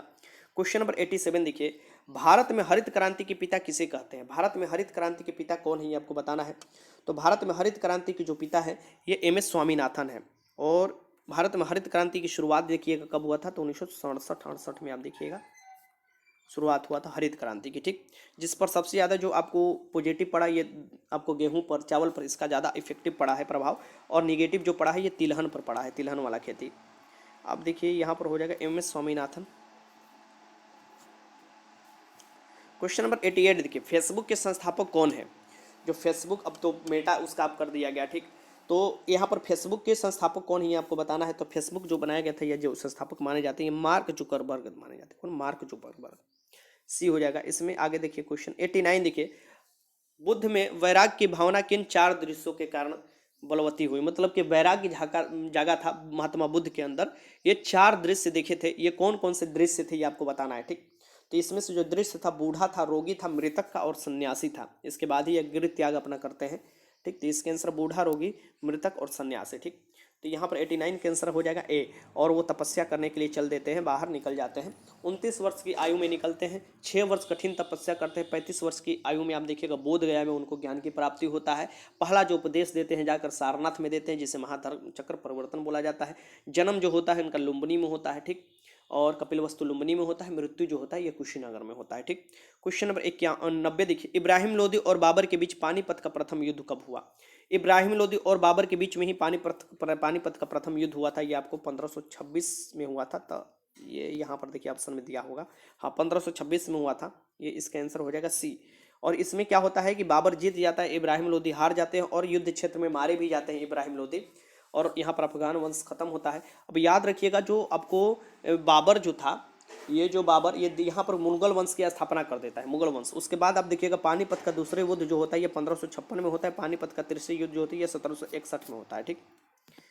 आगे देखिए क्वेश्चन नंबर 91, अशोक के शिलालेख को पढ़ने वाला प्रथम अंग्रेज कौन था? अशोक के शिलालेख को पढ़ने वाला प्रथम अंग्रेज कौन था ये आपको बताना है। तो ये थे जेम्स प्रिंसेप। जेम्स प्रिंसेप ने अशोक के अभिलेख को पढ़े थे। तो 91 का आंसर हो जाएगा बी। आगे देखिए क्वेश्चन नंबर 92, निम्न में से किसे भोर का तारा कहा जाता है? क्वेश्चन नंबर 92 है कि निम्न में किसे भोर का तारा कहा जाता है ये आपको बताना है। क्वेश्चन नंबर 92 है। तो भोर के तारा या आपको शाम के तारा या सौंदर्य के देवता या आप बोल सकते हैं सबसे गर्म ग्रह, सबसे चमकीला ग्रह, ये सबको बोला जाता है। ये पृथ्वी का जुड़वा बहन, ये आपको बोला जाता है किसको? नीचे ऑप्शन होगा आपको और देख लीजिए। ये बोला जाता है शुक्र को। किसको? शुक्र को बोला जाता है। यहाँ पर आंसर हो जाएगा आपको शुक्र, ठीक। पृथ्वी की जुड़वा बहन भी इसे बोला जाता है। पृथ्वी के सबसे निकट तारा भी मतलब निकट ये है, ग्रह है सबसे, और ये सबसे चमकीला होता है, सबसे गर्म भी है। जबकि बुध सूरज के सबसे नज़दीक है, लेकिन आपको शुक्र आप देखिएगा यहाँ पर पड़ता है। ये आपको सूरज हो गया तो ये बुध हुआ, यहाँ पर शुक्र हुआ, और यहाँ पर पृथ्वी। तो ये पृथ्वी के तो नज़दीक है, लेकिन आपको सूरज के सबसे नज़दीक बुध पड़ेगा, लेकिन सबसे गर्म जो है ये शुक्र है। कहाँ है शुक्र सबसे गर्म है? तो इसके वायुमंडल में CO2 आपको 95% के करीब पाया जाता है, जो कि सूरज के प्रकाश को शोषित कर लेता है, बाहर नहीं निकलने देता है, जिससे काफ़ी ज़्यादा गर्म होता है आपको शुक्र, ठीक है। जैसे कि पृथ्वी पर CO2 जैसे जैसे बढ़ रहा है, जीवाश्म ईंधन लोग जला रहे हैं, तो पृथ्वी का भी तापमान धीरे धीरे बढ़ते जा रहा है। तो डी हो जाएगा इसके आंसर। आगे देखिए क्वेश्चन नंबर 93 देखिए, वायुमंडल की उस परत का नाम क्या है जिसमें से मौसम की सभी परिघटनाएं होती हैं? तो वायुमंडल की सबसे निचली वाली परत जो है इसे हम लोग क्षोभ मंडल कहते हैं, ठीक। इसमें ही वायुमंडल के सभी आपको जो मौसमी घटनाएं हैं, जैसे कि बिजली चमकना, जैसे कि आपको बारिश होना, ये सभी घटनाएं होती है। इसलिए इस आपको वायुमंडल में जेट विमान नहीं उड़ाया जाता है, समताप मंडल में उड़ाया जाता है। समताप मंडल में ही आयन मंडल भी पाया जाता है, ओजोनोस्फीयर आप बोल सकते हैं, माफ कीजिएगा, समताप मंडल में ही ओजोन लेयर पाया जाता है। ओजोनोस्फीयर, ओजोन जो है जो कि पराबैंगनी किरण से सूरज की रक्षा करता है। और ये याद रखिएगा कि जो समताप मंडल में ही सभी आपको जो वायुयान है ये उड़ाए जाते हैं, क्योंकि यहाँ पर समान दशा पाया जाता है, ठीक। तो 93 के आंसर हो जाएगा ये, क्षोभ मंडल में सभी मौसमी घटनाएं होती है। क्वेश्चन नंबर 94 देखिए कि आबू पहाड़ी के गुरु शिखर किस पर्वत श्रृंखला के सबसे ऊंची चोटी है? देखिए आगे क्वेश्चन मैंने कराया था कि जो अरावली है सबसे पुरानी है पर्वत श्रृंखला, यहाँ पर देख सकते हैं, और इसके सबसे ऊंचा जो चोटी है माउंट आबू गुरु शिखर के आप देखिएगा ये है। तो किस पर्वत पर ऊंची चोटी है आपको गुरु शिखर? तो यह है आपको अरावली के। क्वेश्चन नंबर 95 देखिए कि प्रथम लोकसभा के स्पीकर कौन थे? अभी तो 17वां लोकसभा चल रहा है और अभी ओम प्रकाश बिरला जी उसके हैं स्पीकर, लेकिन प्रथम लोकसभा के स्पीकर कौन थे? तो ये थे आपको जीवी मलवंकर। जीवी मलवंकर थे, ये याद रखिएगा। 95 के आंसर ए हो जाएगा। क्वेश्चन नंबर 96 देखिए, भारतीय संविधान के राज्य के नीति सिद्धांत किस देश के संविधान से लिया गया है? भारतीय संविधान में राज्य के नीति सिद्धांत जो लिया गया है ये किस देश के संविधान से लिया गया है? इसकी DPSP के बारे में ये बोल रहा है, directive principle of state policy, article 36 से लेकर आर्टिकल 51 तक है। इसी के एक आर्टिकल 40 है जिसमें आप देखिएगा ग्राम पंचायत के बारे में दिया हुआ है। आर्टिकल 44 है समान नागरिक संहिता के बारे में दिया हुआ है। ठीक, ये जो डीपीएसपी लिया गया है ये कहाँ से लिया गया है? ये आयरलैंड से लिया गया है। कहाँ से? आयरलैंड का। हमारे भारतीय संविधान के भाग 4 में है, इस बारे में प्रावधान दिया गया है। यूएसए से फंडामेंटल राइट लिया गया है। फंडामेंटल राइट हमारे भारतीय संविधान के भाग 3 में है, जिसे भारतीय संविधान का मैग्ना कार्टा कहा जाता है। भारतीय संविधान के आर्टिकल 12 से लेकर आर्टिकल 35 तक का प्रावधान है और अभी 6 मौलिक अधिकार है आपके पास। ठीक, कनाडा से जो लिया गया स्टेट और जो आपको केंद्र है उसके रिलेशनशिप के बारे में, राज्यपाल की नियुक्ति के बारे में, ये कनाडा के बारे में लिया गया। ब्रिटेन से क्या लिया गया है? पंचायत। ब्रिटेन से लिया गया है आपको parliamentary system. Parliamentary system Britain से लिया गया है। ठीक, आगे चलते देखते हैं क्वेश्चन नंबर 97। संविधान सभा ने भारतीय राष्ट्रीय ध्वज को कब अपनाया था? संविधान सभा जो है, संविधान का निर्माण जो हमारा किया गया था, ये भारतीय राष्ट्रीय जो ध्वज है इसको कब अपनाया गया था इनके द्वारा? ये आपके सामने ऑप्शन देख लीजिए, सभी ऑप्शन ध्यानपूर्वक देखिए। तो इनके द्वारा 22 जुलाई 1947 को अपना लिया गया था, आपको राष्ट्रीय ध्वज को अपना लिया गया था। जो तिरंगा है बीच में आप देखिएगा, यहाँ पर तिरंगा के बीच में आप देखिएगा आपको चक्कर है 24 तिल्ली वाला, इसका रंग नीला होता है, 24 तिल्ली वाला ये चक्कर है। ठीक, तो 97 का आंसर ये हो जाएगा। क्वेश्चन नंबर 98 देखिए, भारत में हीरे की खाने कहाँ है? भारत में हीरे की खाने कहाँ है ये आपको बताना है। तो ये आपको मध्य प्रदेश के पन्ना में हीरा का खान है। ठीक, ये याद रखिएगा। सोना के खान कोलार आप देखिएगा कर्नाटक में स्थित है। आगे देखिए क्वेश्चन नंबर 99, अभी तक कुल कितने वित्त आयोग का गठन किया जा चुका है? अभी तक कुल कितने वित्त आयोग के गठन किया जा चुका है ये आपको बताना है। तो अभी तो आपको पता है कि 15वां वित्त आयोग का गठन किया गया है और इसके अध्यक्ष जो है एनके सिंह को बनाया गया है। 15वां वित्त आयोग के अध्यक्ष जो बनाए गए हैं एनके सिंह को बनाया गया है। तो 15वें वित्त आयोग का जो गठन किया जाता है राष्ट्रपति द्वारा किया जाता है। वित्त आयोग संवैधानिक संस्था है। आगे देखते हैं क्वेश्चन नंबर 100 देखिए, राष्ट्रीय एकता परिषद के अध्यक्ष कौन है? जो राष्ट्रीय एकता परिषद है इसके अध्यक्ष कौन है ये आपको बताना है। तो राष्ट्रीय एकता परिषद के अध्यक्ष जो होते हैं ये प्रधानमंत्री होते हैं। कौन होते हैं? प्रधानमंत्री होते हैं। ठीक, क्वेश्चन नंबर 101 देखिए, भारत का सबसे बड़ा मरुस्थल कौन है? भारत के सबसे बड़ा मरुस्थल पूछ रहा है। तो भारत के सबसे बड़ा मरुस्थल अगर पूछे तो ये हो जाएगा आपका थार, और विश्व के सबसे पूछे तो ये हो जाएगा सहारा। ठीक, क्वेश्चन नंबर 102 देखिए, श्वेत कोयला किसे कहते हैं? श्वेत कोयला किसे कहते हैं ये आपको बताना है। तो ये आपको श्वेत कोयला जो बोला जाता है ये जल विद्युत को बोला जाता है। जल विद्युत को श्वेत कोयला के नाम से जाना जाता है। ये आंसर हो जाएगा आपका बी। आगे देखिए क्वेश्चन नंबर 103 देखिए, ब्रिटिश हाउस ऑफ कॉमन्स का चुनाव जिस प्रथम भारतीय ने लड़ा था वो थे। तो यहाँ पर ब्रिटिश हाउस ऑफ कॉमन्स का चुनाव जिस प्रथम भारतीय ने लड़ा था, ये याद रखिएगा। एक देता है लड़ा था और एक देता था ये जीता था। तो सबसे पहले तो WC बनर्जी ने ही लड़ा था लेकिन ये हार गए थे। ठीक, लेकिन अगर जीतने के पूछे तो दादा भाई नौरोजी ने भी लड़ा था और ये जीत गए थे। दादा भाई नौरोजी को वृद्ध पुरुष बोला जाता है, भारत के वृद्ध पुरुष भी बोला जाता है इन्हें।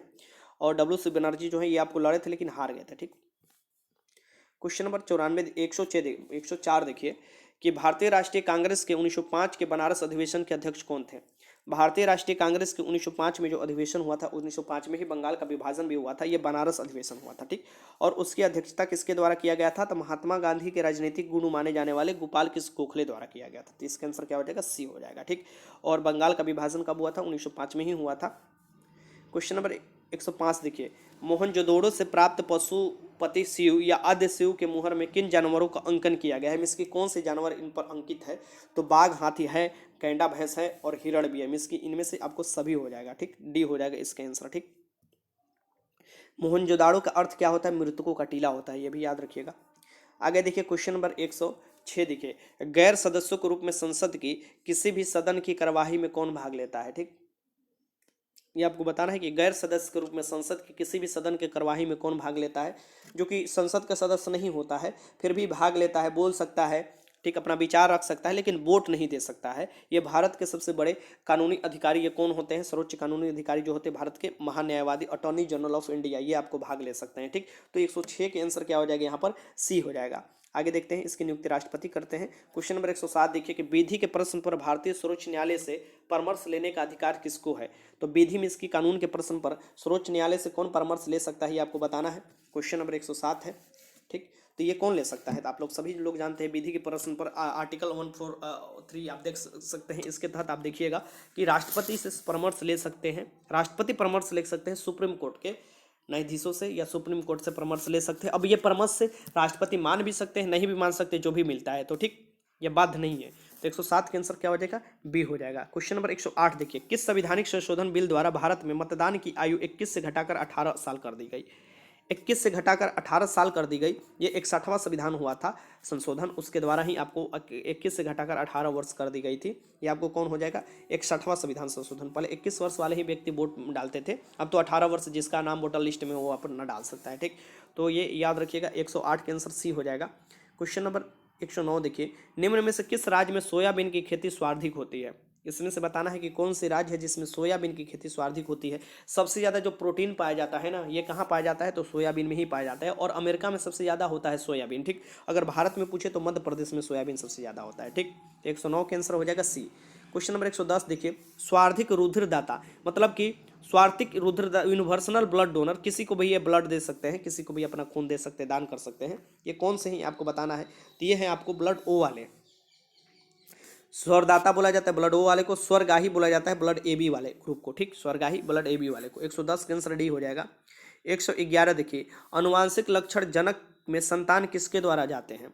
जो अनुवांशिक लक्षण होते हैं जनक में से संतान में किसके द्वारा जाते हैं, ये आपको बताना है। क्वेश्चन नंबर 11 है, ये जाते हैं आपको जीन द्वारा। किसके द्वारा, जीन द्वारा जाते हैं। ठीक, तो 111 के आंसर हो जाएगा सी। क्वेश्चन नंबर 112 देखिए, एलिसा परीक्षण किसके लिए प्रदर्शित है। जो एलिसा टेस्ट किया जाता है ये किसके लिए प्रदर्शित किया जाता है, एलिसा टेस्ट।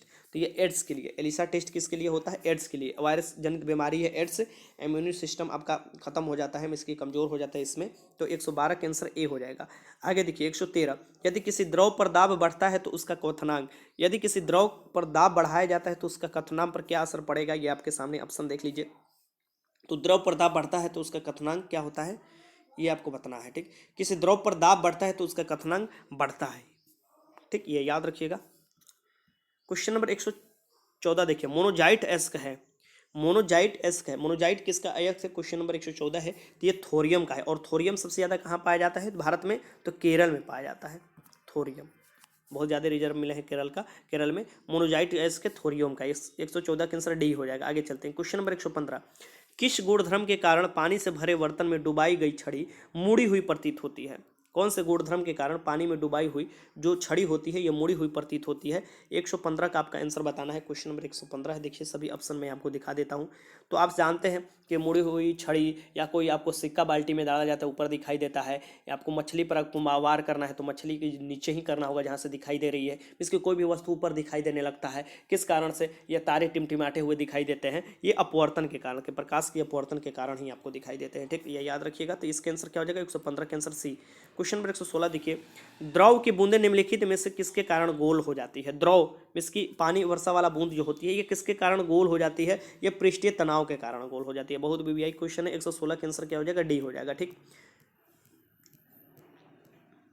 सब पढ़ लीजिएगा आपको अगर पढ़ना होगा तो, कि जैसे कि पानी पर मच्छर की लार्वा तैरते रहते हैं परंतु पानी में मिट्टी का तेल मिलाने पर पृष्ठीय तनाव कम हो जाता है, जिसके कारण सभी लार्वा पानी में डूबकर मर जाते हैं। इसलिए बोला जाता है कि अगर आपको पानी में गंदगी है या मच्छर लग है तो थोड़ा सा किरोसिन तेल डाल देना चाहिए। ठीक, अब यहाँ पर देखिए, साबुन के घोल के बुलबुले पृष्ठीय तनाव कम होने के कारण बड़े बनते हैं। ठीक, गरम जो स्वादिष्ट सूप होता है ये गरम ही स्वादिष्ट लगता है, क्योंकि आपको देखिएगा द्रव का पृष्ठीय तनाव कम हो जाता है, अतः जीभ के ऊपरी भाग पर ये काफ़ी मात्रा में फैल जाते हैं। क्वेश्चन नंबर 117 देखिए कि एक बैरल में कितने लीटर होते हैं। जो एक बैरल होता है इसमें कितने लीटर होते हैं, क्वेश्चन नंबर 17 है। ट्रिकली क्वेश्चन है, याद है तो सही है, नहीं है तो फिर आपको गलत मार्क कराइएगा और बोलिएगा बहुत हार्ड क्वेश्चन पूछा था। 159 आपको लीटर बराबर होता है एक बैरल में। ठीक, क्वेश्चन नंबर 118 देखिए, आंध्र प्रदेश का क्लासिकल नृत्य है। आंध्र प्रदेश में जो क्लासिकल नृत्य है ये कौन सा नृत्य है, तो ये कुचिपुड़ी।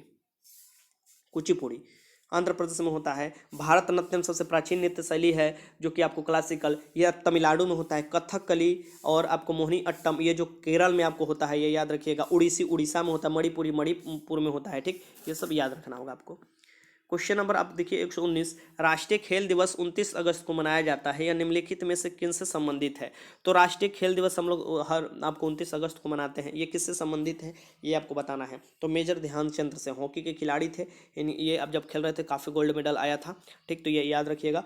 तो ये ध्यानचंद को आपको या इनकी याद के लिए 29 अगस्त को हम लोग आपको मनाते हैं खेल दिवस के रूप में। तो 119 के आंसर ए हो जाएगा। क्वेश्चन नंबर 120 देखिए कि भारतीय संविधान की समवर्ती सूची की धारणा किस देश के संविधान से ली गई है।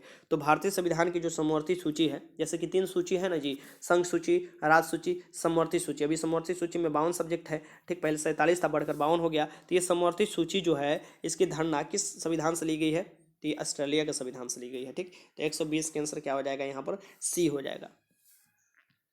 अलग अलग सूची में अलग अलग सब्जेक्ट दिए हैं और बताया जाता है कि इस पर कौन से कौन कानून बना सकता है। जैसे कि राज्य सूची पर केंद्र सरकार माफ कीजिएगा, 3 सूची है ना, संघ सूची पर संघ सरकार या केंद्र सरकार, राज्य सूची पर राज्य सरकार कानून बना सकता है, और समवर्ती सूची पर राज्य सरकार और आपको केंद्र सरकार दोनों कानून बना सकते हैं। लेकिन अगर प्रभावी की बात आए तो केंद्र सरकार का ही कानून प्रभावी होगा।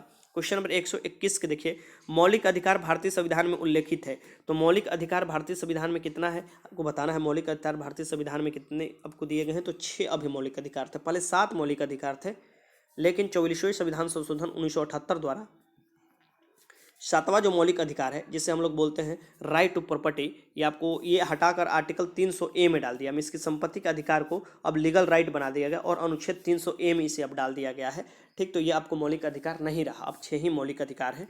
ठीक, तो ये यहाँ पर आंसर हो जाएगा बी। हमारे मौलिक अधिकार भारतीय संविधान के भाग 3 में दिया हुआ है। भारतीय संविधान के भाग 3 को मैग्ना कार्टा कहा जाता है भारतीय संविधान का, और ये यूएसए के संविधान से लिया गया है। ठीक, आर्टिकल 12 से लेके आर्टिकल 35 तक इसका वर्णन दिया गया है। ठीक, क्वेश्चन नंबर 122 देखिए, निम्नलिखित में से किसकी संस्तुति पर भारतीय संविधान के मूल कर्तव्य शामिल किए गए। देखिए, हमारे मूल संविधान में ये मूल कर्तव्य नहीं थे। मूल संविधान जबकि 26 जनवरी 1950 को संविधान लागू था, उस समय मूल कर्तव्य में इसके फंडामेंटल ड्यूटी का कोई प्रावधान नहीं था। हमारे भारतीय संविधान में षोडश समिति ने सिफारिश किया था, तो आपको देखिएगा 42वें संविधान संशोधन द्वारा ये जोड़ा गया था, और ये जोड़ा गया था उस समय 10 मौलिक कर्तव्य थे, लेकिन फिर बाद में जाकर आप देखिएगा 11वां मौलिक कर्तव्य भी जोड़ दिया गया है 2002 के समीप में। ठीक, तो एक 11 मौलिक कर्तव्य अभी है, 42वें संविधान संशोधन द्वारा जोड़ा गया है, स्वर्ण समिति की सिफारिश पर जोड़ा गया। 42वें संविधान संशोधन को मिनी कॉन्स्टिट्यूशन बोला जाता है। 42वें संविधान संशोधन 1976 में हुआ था, और 42वें संविधान संशोधन में जोड़ा गया है ये आपको जो मौलिक कर्तव्य, ये भारतीय संविधान के भाग 4A में जोड़ा गया है, ये याद रखिएगा। और आर्टिकल 51 के A में 11 मौलिक कर्तव्य दिए गए हैं। ठीक, ये कौन से देश के संविधान से लिया गया था, तो यूएसएसआर या रसिया बोल सकते हैं, उस देश के संविधान से लिया गया था। ठीक, अभी रसिया हो चुका है, यूएसएसआर था पहले, 1991 में विघटन होकर रसिया हो चुका है। क्वेश्चन नंबर 123 देखिए आपके सामने है कि गैर सदस्य के रूप में संसद के किसी भी सदन की कार्यवाही में कौन भाग ले सकता है। आपको बताना है कि गैर सदस्य के रूप में संसद के किसी भी सदन में गैर आपको कार्यवाही में भाग ले सकता है। ये क्वेश्चन मैंने आपको बताया ऊपर ही, ये महान्यायवादी था, अटॉर्नी जनरल ऑफ इंडिया। ठीक, तो ये रिपीटेड क्वेश्चन था, ये मैं आपको बता दिया। चलिए यहाँ से कुछ मैं आपको डिटेल्स बता देता हूँ। उपराष्ट्रपति अगर अपना त्यागपत्र देना चाहे तो वो राष्ट्रपति को दे सकते हैं, मतलब कि राष्ट्रपति को दे सकते हैं, यहाँ पर राष्ट्रपति होना चाहिए। तो उपराष्ट्रपति अपना त्यागपत्र राष्ट्रपति दे सकते हैं, राष्ट्रपति अपना त्यागपत्र उपराष्ट्रपति को दे सकते हैं। और इनका अगर कोई भी प्रावधान आता है, मामला आता है चुनाव संबंधी, तो वो सुप्रीम कोर्ट में जाता है सीधे, ये भी याद रखिएगा। राष्ट्रपति उपराष्ट्रपति राज्यपाल बनने के लिए न्यूनतम आयु 35 वर्ष चाहिए, ये भी ध्यान में रखिएगा। क्वेश्चन नंबर 124 देखिए, दिल्ली पर शासन करने वाले, यहाँ पर जो दिल्ली पर शासन करने वाले अलग अलग जो वंश थे सल्तनत कालीन, वो सही क्रम कौन सा है, ये आपको बताना है। दिल्ली पर शासन करने वाले निम्न वंशों का सही क्रम, बहुत भी क्वेश्चन है, घुमा फिरा कर ये क्वेश्चन दे ही देता है। तो सबसे पहले गुलाम वंश की स्थापना कुतुबुद्दीन ऐबक ने किया था, सबसे पहला वंश से ही आता है गुलाम वंश। ठीक, तो ये तो आपको पहले में आपको ये मतलब कि कोई भी लेगा तो पहला आप सबसे पहले होगा। उसके बाद आप देखिएगा कौन आता है, तो गुलाम वंश के बाद खिलजी वंश आता है। गुलाम वंश के बाद आप देखिएगा कौन सा आता है, खिलजी वंश आता है, तो 2 हो जाएगा इसके बाद। फिर कौन सा आता है, फिर आपको आता है तुगलक वंश, तो फिर यहाँ पर क्या आ जाना चाहिए, 5 आ जाना चाहिए। ठीक, फिर आपको क्या आता है, सैयद वंश, तो यहाँ पर 4 आ जाएगा। फिर आपको लास्ट में जो आता है लोधी होता है, और लोधी वंश के लास्ट शासक कौन थे, इब्राहिम लोधी थे। बहलोल लोधी ने इसकी स्थापना किया था। लोधी वंश के 3 ही शासक महत्वपूर्ण थे, आपको बहलोल लोधी, सिकंदर लोधी ने आगरा शहर की स्थापना किया था और राजधानी भी बना लिया था उससे। और फिर उसके बाद इब्राहिम लोधी आते हैं। पानीपत के प्रथम युद्ध जो होता है बाबर और इब्राहिम लोधी के बीच में 1526 में होता है, जब यहाँ पर दिल्ली सल्तनत खत्म हो जाता है, मुगल वंश की स्थापना कर दिया जाता है। ठीक, तो यहाँ पर आप देखिएगा ये जो सही सुमिलित है यहाँ पर, ये कौन सा हो जाएगा, ये आपको बी हो जाएगा। ठीक, बी। आगे देखिए क्वेश्चन नंबर 125 देखिए, निम्नलिखित में कौन अंतिम मुगल सम्राट थे। अंतिम मुगल सम्राट, प्रथम मुगल सम्राट पूरे या मुगल वंश की स्थापना बाबर ने किया था 1526 में। और यहाँ पर अंतिम मुगल सम्राट पूछे तो 1857 की क्रांति के बाद इन्हें रेंगून भेज दिया गया था। ये बहादुर शाह द्वितीय या बहादुर शाह जफर आप बोल सकते हैं। और ये 1857 की क्रांति में इन्हें शासक घोषित कर दिया गया था, और सम्राट आपको घोषित कर दिया गया था। दिल्ली में जाकर आपको विद्रोहियों ने घोषित कर दिया था, जिस पर इनको रेंगून में इसके म्यांमार में भेज दिया गया, वहाँ निर्वासित कर दिया गया और वहीं पर इनका मृत्यु हो गया। ठीक, तो 125 का आंसर हो जाएगा सी। 126 देखिए, सिंधु सभ्यता का पतन नगर बंदरगाह कौन सा था। सिंधु सभ्यता का पतन नगर या बंदरगाह आप बोल सकते हैं, ये कौन सा था, ये आपको बताना है, बार बार क्वेश्चन है। तो सिंधु घाटी सभ्यता का जो डॉकयार्ड है या बंदरगाह है, ये लोथल है। लोथल कहाँ पर स्थित है? गुजरात में भोगवा नदी के किनारे स्थित है। क्वेश्चन नंबर 127, महात्मा गांधी के राजनीतिक गुरु थे? मोहनदास करमचंद गांधी। महात्मा गांधी का जन्म जो हुआ था पोरबंदर में हुआ था, 2 अक्टूबर 1859 में हुआ था, आपको 69 में, 1869 में हुआ था, 2 अक्टूबर 1869 में इनका जन्म हुआ था पोरबंदर गुजरात में। और महात्मा गांधी के राजनीतिक गुरु अगर पूछे जाए तो ये थे गोपाल कृष्ण गोखले। इनका मृत्यु जो हुआ था ये 1948 में हुआ था, 30 जनवरी 1948 में इनका मृत्यु हुआ था। तो ये याद रखिए, इनका सबसे पहला जो आपको सत्याग्रह था भारत में, ये आपको कौन था? 1917 में जो हुआ था चंपारण सत्याग्रह, वो था। ठीक। क्वेश्चन नंबर 128 देखिए, 100 वर्षीय युद्ध किस किस के मध्य हुआ? 100 साल का जो युद्ध हुआ था ये किसके किसके बीच में हुआ था? ये इंग्लैंड और फ्रांस के मध्य हुआ था। 128 का आंसर बी हो जाएगा। क्वेश्चन नंबर 129, हिमाचल प्रदेश में मणिकर्ण में गर्म झरने की प्राकृतिक ऊर्जा का स्रोत है? हिमाचल प्रदेश के मणिकर्ण में आपको गर्म झरने के प्राकृतिक ऊर्जा का स्रोत है, ये आपको बताना है, ये कौन सा ऊर्जा कहलाएगा? ठीक, ये कहलाएगा आपको भूतापीय ऊर्जा, भूमि के अंदर से आता है ये भूतापीय ऊर्जा। ठीक, इसका आंसर हो जाएगा ए। क्वेश्चन नंबर 130 देखिए, सौभाग्य योजना संबंधित है, जो सौभाग्य योजना बार बार आप सुनते हैं, ये किससे संबंधित है, ये आपको बताना है। क्वेश्चन नंबर 130 है। तो सौभाग्य योजना जो संबंधित है गरीबी रेखा के नीचे वाले परिवारों को मुफ्त बिजली का प्रावधान ही सौभाग्य योजना है। ठीक।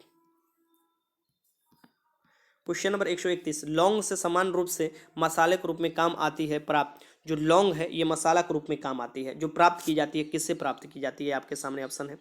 लौंग जो है ये आपको पुष्प कलिका से प्राप्त की जाती है। किससे? कुछ पुष्प कलिका से प्राप्त की जाती है। सी हो जाएगा इसका आंसर। क्वेश्चन नंबर 31, शरीर में मास्टर ग्रंथि किसे कहते हैं? शरीर के मास्टर ग्रंथि किसे कहा जाता है? ठीक, तो मास्टर ग्रंथि बोला जाता है पिट्यूटरी ग्रंथि को, पिट्यूटरी ग्रंथि को मास्टर ग्रंथि बोला जाता है। और मास्टर ऑफ मास्टर ग्रंथि भी किसे बोला जाता है? ठीक, ये बोला जाता है हाइपोथैलेमस को। तो 131 के आंसर हो जाएगा ए, ये याद रखिएगा। आगे चलते हैं। क्वेश्चन नंबर 132 देखिए, सोडियम को किसमें रखकर संचित किया जाता है? सोडियम जो है इसको किसमें रखकर, अगर अब बाहर निकालते हैं तो ये आग लग सकता है इसमें, तो ये सोडियम को किसमें रखकर, तो ये मिट्टी के आपको तेल दिखिएगा, इसमें रखकर आपको संचित किया जाता है। 132 के आंसर क्या हो जाएगा? यहाँ पर ए हो जाएगा। क्वेश्चन नंबर 133, लाफिंग गैस है, लाफिंग गैस का आपको बताना है रासायनिक फार्मूला क्या होता है। रस जो, तो लाफिंग गैस को नाइट्रस ऑक्साइड बोला जाता है, N2O, ये लाफिंग गैस है, मतलब सी हो जाएगा इसका आंसर। N2O यहाँ पर देख सकते हैं सी में दिया हुआ है। सल्फर डाइऑक्साइड और नाइट्रस ऑक्साइड को एसिड रेन बोला जाता है, ये भी याद रखिएगा, सल्फर डाइऑक्साइड नाइट्रस ऑक्साइड को। क्वेश्चन नंबर 134 देखिए, वायुमंडल की ओजोन परत हमें किससे बचाती है? जो वायुमंडल की ओजोन परत है ये हमें किससे बचाती है, ये आपको बताना है। क्वेश्चन नंबर 134 है। तो ये हमें अल्ट्रा वायलेट किरण से बचाती है, अल्ट्रा वायलेट किरण से वायुमंडल की ओजोन परत बचाती है। ओजोन के फॉर्मूला O3 होता है, ये आपको समताप मंडल में मिलता है। और जो पराबैंगनी किरण जिसे बोला जाता है वो उससे हमको बचाती है, सूरज के पराबैंगनी हानिकारक किरण से ओजोन लेयर। और इसका सबसे बड़ा जो घातक है, मतलब दुश्मन है, CFC है, क्लोरोफ्लोरोकार्बन है। ठीक, अब तो इस पर पाबंदी लगा दिया गया है क्लोरोफ्लोरोकार्बन पर। तो ये याद रखिएगा, अल्ट्रावायलेट किरण से ये हमें बचाती है। ठीक, ओजोन लेयर ये जो है ये कहाँ पाई जाती है? तो ये समताप मंडल में पाई जाती है। ठीक, इसको डॉप्सन में मापा जाता है, ये भी क्वेश्चन पूछ सकता है। क्वेश्चन नंबर 135 देखिए, वायुमंडलीय दाब को मापने के लिए आवश्यक यंत्र है। वायुमंडलीय दाब को जो मापा जाता है इसके लिए कौन सा आवश्यक यंत्र है? तो वायुमंडलीय दाब को मापने के लिए आपको बैरोमीटर का इस्तेमाल किया जाता है। ठीक, और बैरोमीटर का एक पठान के नीचे गिरने का मतलब कि आंधी तूफान आने वाला है। क्वेश्चन नंबर 136 देखिए, एक गेंद को क्षैतिज से किस कोण पर फेंके कि वो अधिकतम क्षैतिज दूरी प्राप्त करे? कोई भी वस्तु को अगर अधिकतम दूरी पर फेंकना है तो आपको क्या करना होगा? मान लीजिए ये है आप, तो इसको 45 डिग्री कोण पर फेंकिए, देखिए ये अधिकतम दूरी तय करता है, इसकी 45 डिग्री कोण हो जाएगा। क्वेश्चन नंबर 138 देखिए, क्वेश्चन नंबर 137 के बाद 138 आ गया यहाँ पर। क्वेश्चन नंबर 137 छूट गया, 137 का मैं एक क्वेश्चन आपको करा देता हूँ यहाँ पर अपने मन से। कोई क्वेश्चन अगर आपसे, ये महत्वपूर्ण क्वेश्चन बार बार एग्जाम में आप देखिएगा पूछता है कि अगर ये क्वेश्चन आपको पूछता है कि जो समझौता हुआ था ये कहाँ पर हुआ था, जो राजकुमार शुक्ल गए थे और महात्मा गांधी को आमंत्रित किया था। ठीक, कहाँ पर कांग्रेस का अधिवेशन हो रहा था, समझौता नहीं कांग्रेस का अधिवेशन, तो वो लखनऊ अधिवेशन हो रहा था और वहीं पर महात्मा गांधी आए थे। तो वहीं पर बिहार से राजकुमार शुक्ल जी गए थे और महात्मा गांधी को आमंत्रित करे थे। तो बिहार के चंपारण 1917 में आपको जो आंदोलन है देखने को मिलता है। तो 1917 में बिहार के चंपारण में महात्मा गांधी आते और नील के तिनकठिया व्यवस्था जो था उसे खत्म किया जाता है। ठीक, क्वेश्चन नंबर 138 देख लीजिए। कंप्यूटर साक्षरता दिवस मनाया जाता है। कंप्यूटर साक्षरता दिवस कब मनाया जाता है, ये मैंने आपको क्वेश्चन कराया। ये मनाया जाता है 2 दिसंबर को, और 1 दिसंबर को क्या मनाया जाता है, ये आपको याद रखिएगा, एड्स दिवस मनाया जाता है। ये देखिए कुछ क्वेश्चन रिपीट इसलिए हो गए हैं क्योंकि वो बहुत महत्वपूर्ण क्वेश्चन है। ठीक, अब यहाँ पर देख लीजिए, ये क्वेश्चन 139 है कि इंडिया डिवाइडेड लेखक कौन है। इंडिया डिवाइडेड के लेखक कौन है। इंडिया डिवाइडेड के लेखक जो हमारे प्रथम राष्ट्रपति थे, ठीक, वो बिहार के सिवान जिला से आते थे, प्रथम राष्ट्रपति या संविधान सभा के अस्थायी अध्यक्ष। 139 का आंसर हो जाएगा सी। 140 देखिए, संविधान सभा ने भारतीय राष्ट्रीय ध्वज को कब अपनाया। ये भी क्वेश्चन रिपीटेड आ गया। संविधान सभा में भारतीय राष्ट्रीय कांग्रेस को 22 जुलाई 1947 को अपना लिया था। ठीक, क्वेश्चन नंबर 141, अष्टधाई निम्नलिखित में से किसकी रचना है। अष्टधाई बुक है और बताना है ये किसकी रचना है। अष्टधाई जो है ये बुक किसकी रचना है, ये आपको बताना है। तो ये अष्टधाई जो है ये आपको पाणिनि की रचना है। किसकी है, पाणिनि की है। 141 का आंसर क्या हो जाएगा, बी हो जाएगा। आगे चलते हैं, क्वेश्चन नंबर 142, भारतीय संविधान में उल्लेखित आपातकालीन प्रावधान किस देश के संविधान से लिया गया है। तो भारतीय संविधान में उल्लेखित आपातकालीन प्रावधान किस देश के संविधान से लिया गया है, ये आपको बताना है। ये लिया गया है, आपातकाल वाला जो प्रावधान दिया गया है ये जर्मनी के संविधान से लिया गया है। कहाँ से, जर्मनी के संविधान से। हमारे भारतीय संविधान में 3 प्रकार के आपात की व्यवस्था है। ये जो भी आपात घोषित किया जाता है राष्ट्रपति द्वारा, आर्टिकल 352 के तहत राष्ट्रीय आपात जो कि अभी तक 3 बार लग चुका है, आर्टिकल 356 के तहत आपको राष्ट्रपति शासन, और आर्टिकल 360 के तहत आपको वित्तीय आपात। राष्ट्रपति शासन अलग अलग राज्यों में बहुत बार लगा हुआ है। वित्तीय आपात देखिएगा कि अभी तक एक भी बार नहीं लगा हुआ है। ठीक, क्वेश्चन नंबर 143 देखिए, राज्यसभा द्वारा लोकसभा के धन विधेयक को कितने समय में लौटा दिया जाना चाहिए। मतलब कि धन विधेयक के मामले में या वित्त विधेयक के मामले में कम समय दिया गया है या कम शक्ति दिया गया है राज्यसभा को। ठीक, तो राज्यसभा को धन विधेयक जो है कितने समय में लौटा देना चाहिए, तो 14 दिनों के अंदर, 14 दिनों में आपको लौटा देना होगा। तो 143 का आंसर सी हो जाएगा। 144 देखिए, सारनाथ में बुद्ध का प्रथम प्रवचन कहलाता है। सारनाथ ने, जिसे ऋषिपत्तनम भी कहा जाता है, सारनाथ में बुद्ध का प्रथम जो प्रवचन कहलाता है ये कहलाता है धर्मचक्र प्रवर्तन कहलाता है। धर्मचक्र प्रवर्तन। ठीक, सबसे पहला उपदेश यही देते। ज्ञान की प्राप्ति कहाँ हुआ था, तो बोध गया में हुआ था। आगे चलते, क्वेश्चन नंबर 145, अशोक के शिलालेख को पढ़ने वाला प्रथम अंग्रेज कौन था। अशोक के शिलालेख को पढ़ने वाला प्रथम अंग्रेज कौन था, क्वेश्चन नंबर 145 है। तो ये थे जेम्स प्रिंसेप। ये मैं बार बार आपको क्वेश्चन कराया।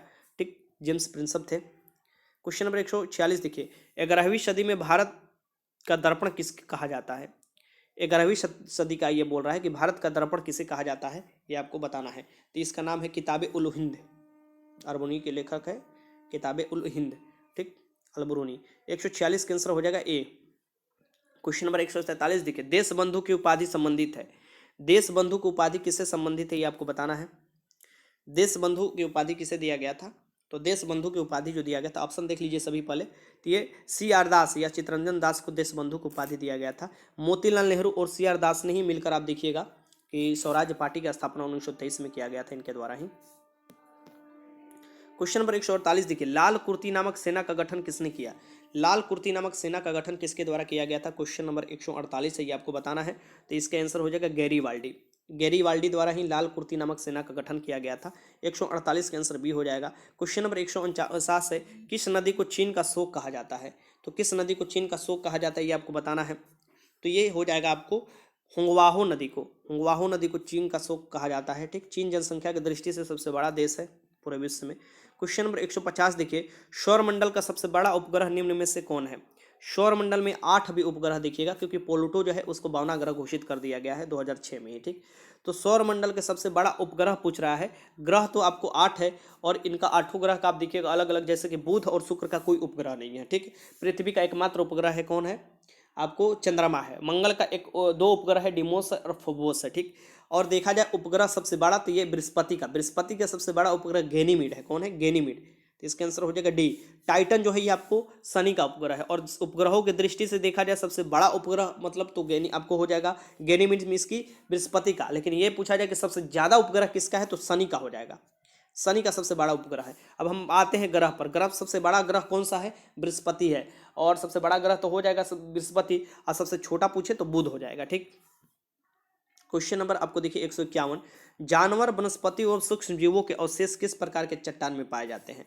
जानवर, सूक्ष्म जीव और आपको वनस्पति के जो अवशेष पाए जाते हैं ये कौन से आपको चट्टान में पाए जाते हैं? या जीवाश्म ईंधन भी आप देखिएगा इसी चट्टान में मिलते हैं, तो ये हो जाएगा अवसादी चट्टान। कौन से? अवसादी चट्टान हो जाएगा। ठीक। चट्टान का भी आप देखिएगा रिसाइकलिंग होते रहता है। चट्टान जैसे कि सबसे पहले आप देखिएगा बनता है जो आपको अग्नि चट्टान बनता है, जो कि ज्वालामुखी क्रिया द्वारा बाहर आता है, फिर वो टूटता फूटता है और एक जगह आप देखिएगा रूप में जम जाता है, या बहुत से अंदर उसके पेड़ पौधे जम जाते हैं अवसाद के रूप में। फिर आप देखिएगा वो रूप भी परिवर्तन करता है, इसके कैंत्रित में वो बदल जाता है। तो ये एक दूसरे में बदलते रहते हैं, ये याद रखिएगा। 151 का आंसर बी हो जाएगा। क्वेश्चन नंबर 152 देखिए, नासिक किस नदी के किनारे स्थित है? नासिक किस नदी के किनारे स्थित है? तो गोदावरी। और गोदावरी को बूढ़ी गंगा भी बोला जाता है।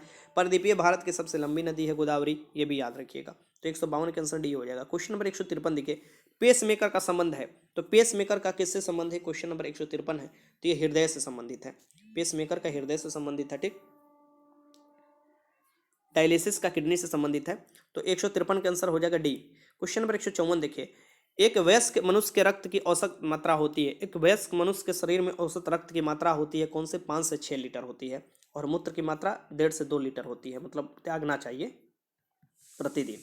और मनुष्य में जो रक्त की मात्रा होती है ये 5 से 6 लीटर होना चाहिए। क्वेश्चन नंबर 155 है, विद्युत ऊर्जा को यांत्रिक ऊर्जा में बदलने की युक्ति है। जो विद्युत ऊर्जा को यांत्रिक ऊर्जा में बदल देता है ये कौन सी युक्ति है, ये आपको बताना है। ये हो जाएगा विद्युत मोटर, या मोटर आप याद कर सकते हैं। ये आपको क्या करता है? विद्युत ऊर्जा को यांत्रिक ऊर्जा में। डायनोमो क्या करता है? यांत्रिक ऊर्जा को विद्युत ऊर्जा में बदलता है। ठीक। क्वेश्चन नंबर 156, दूरदृष्टि निवारण के लिए काम में लेते हैं। दूरदृष्टि में क्या होता है कि दूर के वस्तु तो दिखाई देता है, नजदीक की वस्तु दिखाई नहीं देगा। और वही निकट दृष्टि दोष में निकट के वस्तु दिखाई देगा, दूर के वस्तु नहीं दिखाई देगा। तो दूरदृष्टि दोष में निवारण के लिए कौन सा इस्तेमाल किया जाता है? तो उत्तल लेंस का। उत्तल लेंस का, दर्पण का नहीं होगा, उत्तल लेंस का होगा यहाँ पर। ठीक। उत्तल लेंस का। और वही निकट दृष्टि दोष के लिए किसका इस्तेमाल किया जाता है? तो अवतल लेंस का। अवतल लेंस का। ठीक। तो ये याद रखिएगा। 156 का आंसर हो जाएगा सी। क्वेश्चन नंबर 157 देखिए, निम्न में से किस आधुनिक आवर्त सारणी आधारित है? और निम्न में से कौन से मतलब आधुनिक जो आवर्त सारणी है ये किस पर आधारित है? यह क्वेश्चन आपसे पूछेगा। तो देखिए, इससे पहले आपको परमाणु द्रव्यमान पर था, लेकिन जब भी आधुनिक आवर्त सारणी आया था ये आपको परमाणु संख्या पर आधारित हो गया। ठीक। तो 157 के आंसर क्या हो जाएगा? बी हो जाएगा। आधुनिक आवर्त सारणी परमाणु संख्या पर आधारित है। क्वेश्चन नंबर 158 देखिए, क्लोरोफिल अणु में निम्न में से क्या मौजूद होता है? मैंने आपको बताया ऊपर ही कि क्लोरोफिल में क्या मौजूद होता है, ये आपको मैग्नीशियम मौजूद होते हैं। ठीक। और आप देखिएगा कि खून में क्या होता है? तो आयरन मौजूद होता है, आयरन मौजूद होता है। क्वेश्चन नंबर 159 देखिए, इलेक्ट्रॉन की खोज किसने की थी? जो इलेक्ट्रॉन है इसकी खोज किसने की थी? तो इलेक्ट्रॉन की खोज की थी जे थॉमसन ने। ठीक। और प्रोटॉन की खोज किया था, तो प्रोटॉन का आपको दे देता है रदरफोर्ड भी देता है, और गोल्डस्टीन भी देता है। ठीक। और आपको देखिएगा न्यूट्रॉन का चेडविक देता है। ये आपसे मैंने बता दिया, आपको पूछता है क्वेश्चन तो लगा लीजिएगा। 159 के आंसर क्या हो जाएगा? डी देगा। क्वेश्चन नंबर 160 देखिए, मंत्रिपरिषद का कोई भी सदस्य राज्य विधानमंडल का सदस्य हुए बिना अधिक से अधिक कितने समय तक अपने पद पर बना रह सकता है? अधिक से अधिक कितने समय तक अपने पद पर बना रह सकता है? कोई परिषद का सदस्य नहीं होने हुए भी है, मतलब कि कोई मंत्री है, कोई भी परिषद का, मतलब कि वो केंद्र में भी लागू हो सकता है, राज्य में भी लागू हो सकता है, ये आपको बताना है। ठीक। तो ये 6 माह तक, 6 माह तक आपको हो सकता है। 6 माह के अंदर कहीं ना कहीं उसको सदस्यता लेनी पड़ती है। राज्य में है तो आपको विधानसभा परिषद या विधानसभा में कोई सदस्य बनना पड़ेगा, और केंद्र में है तो लोकसभा या राज्यसभा में सदस्य आपको बनना ही पड़ेगा, तभी आगे को वो मंत्री बन सकता है। ठीक। तो 6 महीने का समय दिया गया है। 160 के आंसर हो जाएगा बी।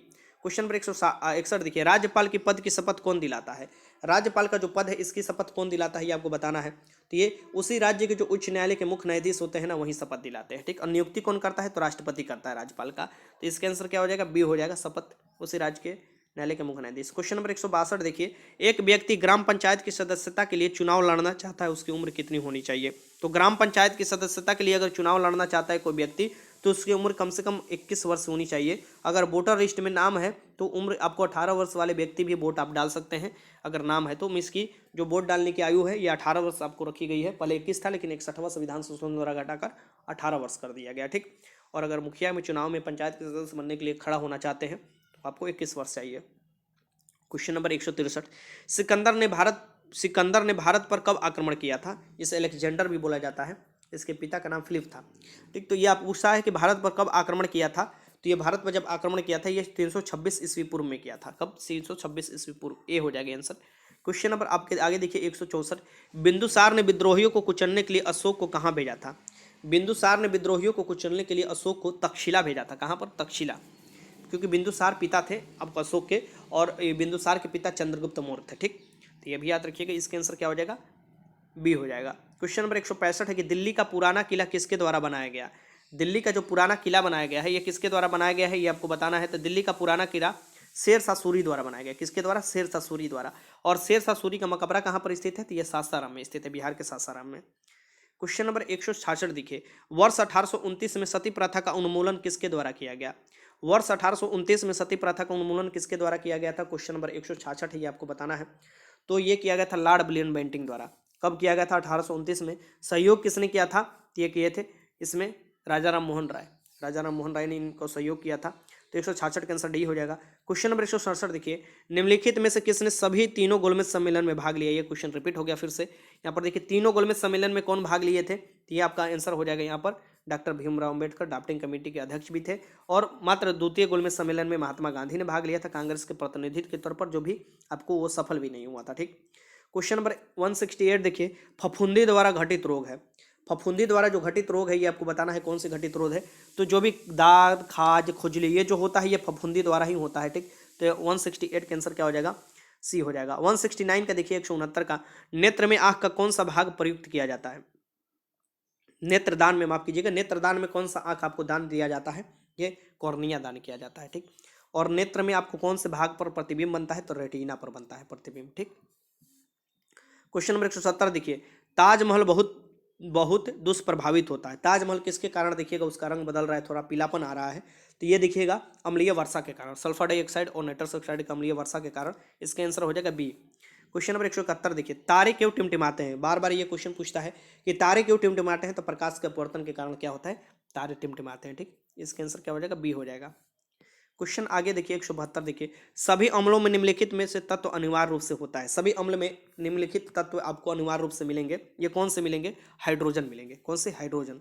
ठीक, ये याद रखिएगा, लिटमस पत्र पर मापा जाता है कि कौन सा अम्लीय है और कौन से क्षारीय है, और लाइकेन से लिटमस पत्र प्राप्त किए जाते हैं। ठीक, 172 के आंसर क्या हो जाएगा?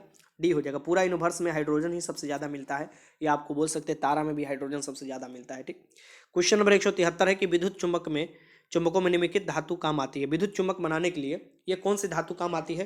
तो नरम लोहा काम आती है। ठीक, 173 का आंसर ये हो जाएगा। 174 देखिए, निम्नलिखित में से किस भारतीय राज्य की समुद्र तटीय सीमा सबसे छोटी है?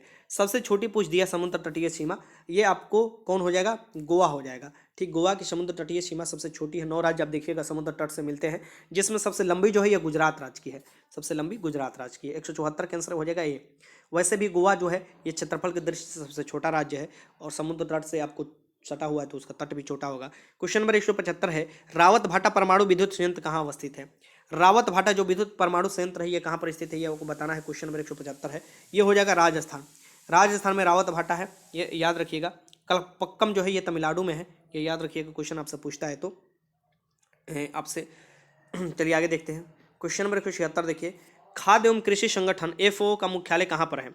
खाद्य एवं कृषि संगठन जो FAO है इसका मुख्यालय रोम में है। कहाँ पर है? रोम में है, ये याद रखिएगा, रोम में है FAO के मुख्यालय। 176 के आंसर क्या हो जाएगा? डी हो जाएगा। क्वेश्चन नंबर 177 देखिए, शहीद दिवस कब मनाया जाता है? शहीद दिवस कब मनाया जाता है? क्वेश्चन नंबर 177 है, तो शहीद दिवस 30 जनवरी को मनाया जाता है, ये याद रखिएगा। और भी दिनों में मनाया जाता है शहीद दिवस। 170 का आंसर सी हो जाएगा। क्वेश्चन नंबर 178 देखिए, भारत में पहली बार जनगणना कब हुई थी? तो भारत में पहली बार जो जनगणना हुई थी यहाँ पर आप देख सकते हैं। क्वेश्चन नंबर 178 है कि भारत में पहली बार जो जनगणना हुई थी ये 1872 में हुआ था। कब हुआ था? 1872 में। लेकिन आप देखिएगा कि नियमित जनगणना कब से स्टार्ट हुआ था? तो 1881 से नियमित हर 10 साल के बाद जनगणना स्टार्ट हो गया था। ठीक, अब देखिएगा सबसे प्रथम जो हुआ था 1872 में ही हुआ था, ये बात सही है। 178 का आंसर हो जाता बी। क्वेश्चन नंबर 179 देखिए, मैटूर बांध किस नदी पर बांधा गया है? मैटूर जो बांध है ये किस नदी पर बनाया गया है? तो जिसे बोला जाता है दक्षिण भारत की गंगा। दक्षिण भारत की गंगा किसे बोला जाता है? कावेरी नदी को बोला जाता है। और मैटूर बांध इसी पर है। 179 के आंसर क्या हो जाएगा? बी हो जाएगा। क्वेश्चन नंबर 180 देखिए, किस हड़प्पा कालीन स्थल से नृत्य मुद्रा वाली स्त्री की कांस्य मूर्ति प्राप्त हुई है? मीन्स की आपको नृत्य करती हुई जो आपको कांस्य मूर्ति प्राप्त हुई है, ये कहाँ से प्राप्त हुई है? क्वेश्चन नंबर 180 है। ये तो आराम से आप क्वेश्चन लगा सकते हैं। ठीक, इसका आंसर हो जाएगा मोहनजोदारो। मोहनजोदारो से प्राप्त हुई है, ये हो जाएगा। क्वेश्चन यहाँ देखिए 181 देखिए कि गुप्त राजा जिसने विक्रमादित्य की पदवी ग्रहण की थी, गुप्त राजा आपको बताना है जिसमें विक्रमादित्य की पदवी ग्रहण की थी, इसका नाम है चंद्रगुप्त द्वितीय। विक्रम संवत भी स्टार्ट हुआ था। तो 181 के आंसर हो जाएगा सी। समुद्रगुप्त को भारत का नेपोलियन कहा जाता है। क्वेश्चन नंबर 182 देखिए, 182 कौन से सुल्तान की मृत्यु अफगानपुर या तुगलकाबाद में लकड़ी से बने स्वागत भवन के गिरने से हुई थी? इसकी अफगानपुर भी इसे कह सकते हैं या तुगलकाबाद कह सकते हैं। इसमें लकड़ी से बना था भवन, उसको गिरने से हुई थी। इसमें से कौन सा सुल्तान था ये आपको बताना है। ठीक, तो इसके आंसर है गियासुद्दीन तुगलक। 182 के आंसर हो जाएगा बी। क्वेश्चन नंबर 183 देखिए, बनारस हिंदू विश्वविद्यालय के संस्थापक थे। बीएचयू जो अभी है बनारस में स्थित है, तो बीएचयू के संस्थापक जो है ये मदन मोहन मालवीय माने जाते हैं। 1916 याद रखिएगा। 183 के आंसर हो जाएगा सी। क्वेश्चन नंबर 184, राजा राम मोहन राय द्वारा ब्रह्म समाज की स्थापना की गई। तो राजा राम मोहन राय द्वारा ब्रह्म समाज की स्थापना कब की गई थी आपको बताना है। ये आपको ये किया गया था 1828 में। ठीक, ब्रह्म समाज की स्थापना किसने किया था? राजा राम मोहन राय। राजा राम मोहन राय को राजा की उपाधि किसने दिया था? अकबर द्वितीय ने दिया था, ये भी याद रखिएगा। सती प्रथा के उन्मूलन 1829 में जो हुआ था, इसमें इनका बहुत महत्वपूर्ण योगदान है। क्वेश्चन नंबर 185 है, निम्न में से किसकी उपस्थिति में राष्ट्रपति शपथ ग्रहण करते हैं? किसकी उपस्थिति में राष्ट्रपति शपथ ग्रहण करते हैं ये आपको बताना है। ये राज्यसभा के, माफ कीजिएगा, ये जो भारत के मुख्य न्यायाधीश होते हैं उनकी उपस्थिति में राष्ट्रपति अपना शपथ ग्रहण करते हैं। इसका आंसर क्या हो जाएगा? सी हो जाएगा। ठीक, क्वेश्चन नंबर 86 देखिए, भारतीय संविधान के किस प्रकार के रीटों की विशेष व्यवस्था नहीं की गई है? तो आर्टिकल 32 या आर्टिकल 226 में देखिए रीट दिया हुआ है। आर्टिकल 32 के तहत फंडामेंटल राइट आपको जारी करने के लिए सुप्रीम कोर्ट रीट जारी कर सकता है, और आर्टिकल 226 के तहत हाई कोर्ट जो जारी कर सकता है। इस 5 रीटों में कौन सा रीट नहीं है ये ही आपसे पूछ रहा है। तो ब्यादेश कोई रीट नहीं है, ये याद रखिएगा। तो 86 के आंसर ए हो जाएगा। 187 देखिए, निम्न में से किसे भारत का प्रथम उप प्रधानमंत्री बनने का गौरव प्राप्त हुआ? भारत के प्रथम उप प्रधानमंत्री बनने का किसे गौरव प्राप्त हुआ है? ए 187 देख लीजिए, ये भारत के उप प्रधानमंत्री या भारत के प्रथम गृह मंत्री भी बने थे। ठीक, ये सरदार वल्लभ भाई पटेल, भारत के लौह पुरुष बोला जाता है इन्हें। ठीक, 187 के आंसर ए हो जाएगा। क्वेश्चन नंबर 188 है, वन पारिस्थितिकी तंत्र फॉरेस्ट इकोसिस्टम में हरे पौधे होते हैं। तो वन पारिस्थितिकी तंत्र में जो हरे पौधे होते हैं ये कैसे होते हैं ये आपको बताना है। तो ये होते हैं आपको उत्पादक होते हैं हरे पौधे। ठीक, ये याद रखिएगा। तो 188 के आंसर क्या हो जाएगा? डी हो जाएगा। क्वेश्चन नंबर 189 देखिए, कौन से विटामिन रक्त को जमाने में मदद करता है? कौन से विटामिन है जो कि रक्त को जमाने में मदद करता है? तो विटामिन के। विटामिन के जो होता है ये रक्त को जमाने में मदद करता है। ठीक, तो 189 के आंसर क्या हो जाएगा? यहाँ पर के हो जाएगा। ये जो ब्लड क्लोटिंग है उसमें सहायता करता है। ठीक, विटामिन ए की कमी से कौन से रोग होता है? ये आपको रतौंधी हो सकता है, और विटामिन ए की प्रचुर मात्रा गाजर में मिलती है। विटामिन B1 का नाम थायमीन है, बेरी रोग हो सकता है। ठीक, विटामिन डी आप देखिएगा कि ये सूरज के प्रकाश से मिलता है, और ये आपको सूरज के, अगर विटामिन डी लेना है तो आप जाइए, स्वतः आपका शरीर विटामिन डी बना देगा सूरज के प्रकाश में आप बैठिएगा तो। ठीक, आगे देखिए क्वेश्चन नंबर 190, नदी में तैरता जलयान जब समुद्र में जाता है तो यह क्या होता है? नदी में अगर कोई जलयान तैर रहा है तो अगर वो समुद्र में जाता है तो वो क्या होता है? थोड़ा सा ऊपर उठ जाता है। ठीक, थोड़ा सा ऊपर उठ जाता है। तो 190 के आंसर ए हो जाएगा।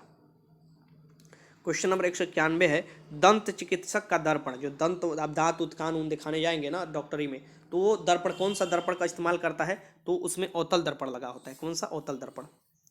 तो 191 के आंसर क्या हो जाएगा? डी हो जाएगा।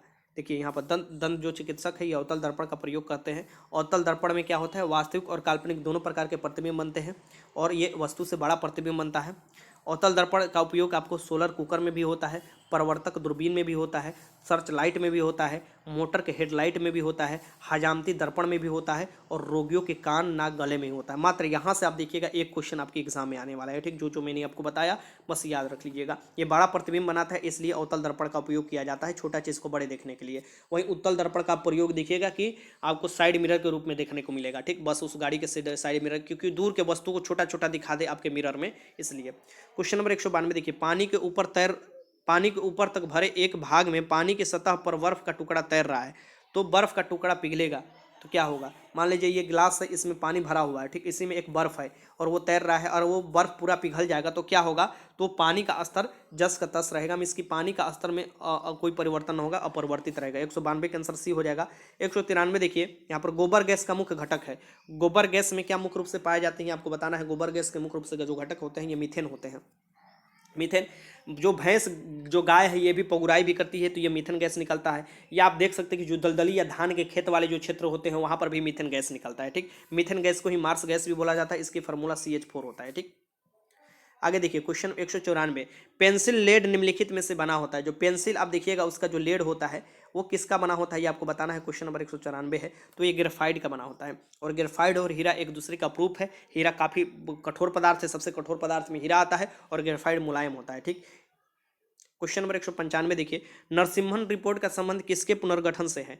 नरसिम्हन रिपोर्ट जो है ये किसके पुनर्गठन से है, तो ये बैंकिंग संस्थान से है। बैंकिंग संस्थान से है इनका नरसिम्हन रिपोर्ट का संबंध। ठीक, तो इसके आंसर 195 के आंसर क्या हो जाएगा, सी हो जाएगा। क्वेश्चन नंबर 196 देखिए, निम्नलिखित में से किसे भारत का मैनचेस्टर कहा जाता है। भारत का मैनचेस्टर किसे कहा जाता है, निम्नलिखित में से किसे भारत का मैनचेस्टर कहा जाता है, ये देख लीजिए। कानपुर को भारत का मैनचेस्टर कहा जाता है, ये याद रखिएगा। तो 196 का आंसर ए हो जाएगा। क्वेश्चन नंबर 197, उत्तरी ध्रुव की खोज किसने की थी। उत्तरी ध्रुव की जो खोज किया गया था ये रॉबर्ट पियरे द्वारा किया गया था। रॉबर्ट पियरे द्वारा उत्तरी ध्रुव की खोज किया गया था। 197 का आंसर ए हो जाएगा। क्वेश्चन नंबर 198, निम्नलिखित में से कौन सा दर्रा सिक्किम राज्य में स्थित है। यह बताना है कि इसमें से कौन सा दर्रा जो है यह सिक्किम राज्य में स्थित है। क्वेश्चन नंबर 198 है। ठीक, तो ये हो जाएगा नाथुला और जेलेपला। नाथुला और जेलेपला जो दर्रा है ये आपको सिक्किम राज्य में स्थित है। ठीक, 198 के आंसर क्या आप लगा लीजिएगा यहाँ पर बी। 199 देखते हैं, ये रहा आपका क्वेश्चन नंबर 199। केवलादेव घाना पक्षी विहार कहाँ स्थित है। केवलादेव घाना पक्षी विहार जो है ये कहाँ पर स्थित है, तो ये भरतपुर राजस्थान में स्थित है। 199 के आंसर बी हो जाएगा, पक्षी के लिए प्रसिद्ध है। 199 के आंसर बी हो जाएगा। 200 देखिए, 200 नंबर क्वेश्चन कि भारत के राष्ट्रपति के विरुद्ध महाभियोग प्रारंभ करने का अधिकार है। महाभियोग जो लगाया जाता है ना राष्ट्रपति पर, आर्टिकल 61 के तहत लगाया जाता है। ठीक, आर्टिकल 61 के तहत संसद इन पर लगा सकता है महाभियोग। तो महाभियोग लगाने का प्रावधान सभी ऑप्शन देख लिए आप, तो यहाँ पर देख सकते हैं। तो सदन में से आप देखिएगा कोई भी सदन हो, दोनों सदनों में से कोई भी सदन हो वो आपको महाभियोग शुरुआत कर सकता है। इसकी सदन के दोनों सदनों में से कोई भी सदन इसे प्रारंभ कर सकता है। सदन के दो सदन जैसे लोकसभा संसद के और राज्यसभा, राज्यसभा को उच्च सदन बोला जाता है, अस्थायी सदन है। लोकसभा को निम्न सदन बोला जाता है। देखिए लोकसभा में सदस्यों की संख्या कितना हो सकता है, मैक्सिमम जो हो सकता है 552, लेकिन अभी चुनाव जो होता है ये 545 पर होता है। राज्यसभा में मैक्सिमम 250 हो सकता है, लेकिन अभी जो चुनाव होता है 245 पर होता है। ठीक, लोकसभा के चुनाव में हम लोग प्रत्यक्ष रूप से वोट डालने जाते हैं, राज्यसभा के चुनाव में हम लोग नहीं जाते हैं। राज्यसभा के चुनाव के जो सदस्यों की संख्या चुना जाता है अलग अलग राज्यों के, देखिएगा तो आप देखिएगा जो राज्यसभा के सदस्य चुने जाते हैं, जैसे बिहार से 16 राज्यसभा के सदस्य चुने जाते हैं और बिहार राज्य की जो विधानसभा होते हैं ना वो वाले सदस्य चुनते हैं। ठीक, जैसे विधानसभा के सदस्य हम चुनते हैं और विधानसभा के जो सदस्य होते हैं अपने जो राज्य हैं वहाँ पर जिनका ज़्यादा सीट होता है विधानसभा में वो ज़्यादा राज्यसभा में लोग चुनकर भेजते हैं। और हर एक राज्य का लिमिट बना दिया गया है कि राज्यसभा में बना दिया गया है। यहाँ पर राज्यसभा का 16 सीट है, अब देखा जाए लोकसभा का 40 सीट है और राज्य में जो विधानसभा का सीट है, बिहार में विधानसभा का सीट आप देखिएगा तो यहाँ पर 243 है और 75 जो है ये विधान परिषद का सीट है बिहार में। ठीक, क्योंकि बिहार में विधान परिषद भी है। विधान परिषद ऐसे 6 राज्यों में है, जैसे कि महाराष्ट्र हुआ, कर्नाटक हुआ, बिहार हुआ, उत्तर प्रदेश हुआ, तेलंगाना हुआ और आंध्र प्रदेश। यहाँ पर विधानसभा के साथ साथ विधान परिषद भी है। ठीक, तो 200 का आंसर क्या हो जाएगा, यहाँ पर आराम से आप सी लगा सकते हैं। यहाँ पर देख लीजिए 200 का आंसर सी है। अब यहाँ पर मैं आपको बता दूं कि अभी बाहर से काफ़ी आवाज़ आने लगा है और मैं भी लगातार वीडियो आपको कराया, 200 क्वेश्चन कराया, क्वेश्चन बनकर तैयार हैं। मैं आपको बोला ना एग्जाम से पहले सभी क्वेश्चन दे दूंगा, तो थोड़ा गला में खिचखिच भी आ गया है। तो ये 200 क्वेश्चन अभी देख लीजिए आप, और लगातार मैं 200 क्वेश्चन कर कर मैं आपको 5 सेट में ये सभी 1000 क्वेश्चन करा दूंगा। अभी क्वेश्चन ईजी से मॉडरेट लेवल तक चल रहा है, 500 तक क्वेश्चन आपको ईजी से लेके मॉडरेट लेवल तक मिलने वाले, ईजी इससे लेके आपको मॉडरेट लेवल तक 1 से लेके 500 क्वेश्चन मिलेंगे, ठीक। फिर 500 से लेके आपको 1000 के बीच में देखिएगा आपको मॉडरेट से हाई लेवल के क्वेश्चन मिलेगा, कुछ कुछ ईजी के भी क्वेश्चन रहेंगे, ठीक। तो हर लेवल का हर सब्जेक्ट से मैं क्वेश्चन आपको करा दूंगा। मास्टर वीडियो भी आपको आने वाला है। अभी गला में थोड़ा दिक्कत हो गया है, इसलिए मैं अभी रोक रहा हूँ इस वीडियो को। इतना जरूर आप देख लीजिए, आगे भी मैं वीडियो लगातार आपके लाते रहूँगा। कोई क्वेश्चन में डाउट है तो आप लिख दीजिएगा। वीडियो देखने का बहुत बहुत धन्यवाद।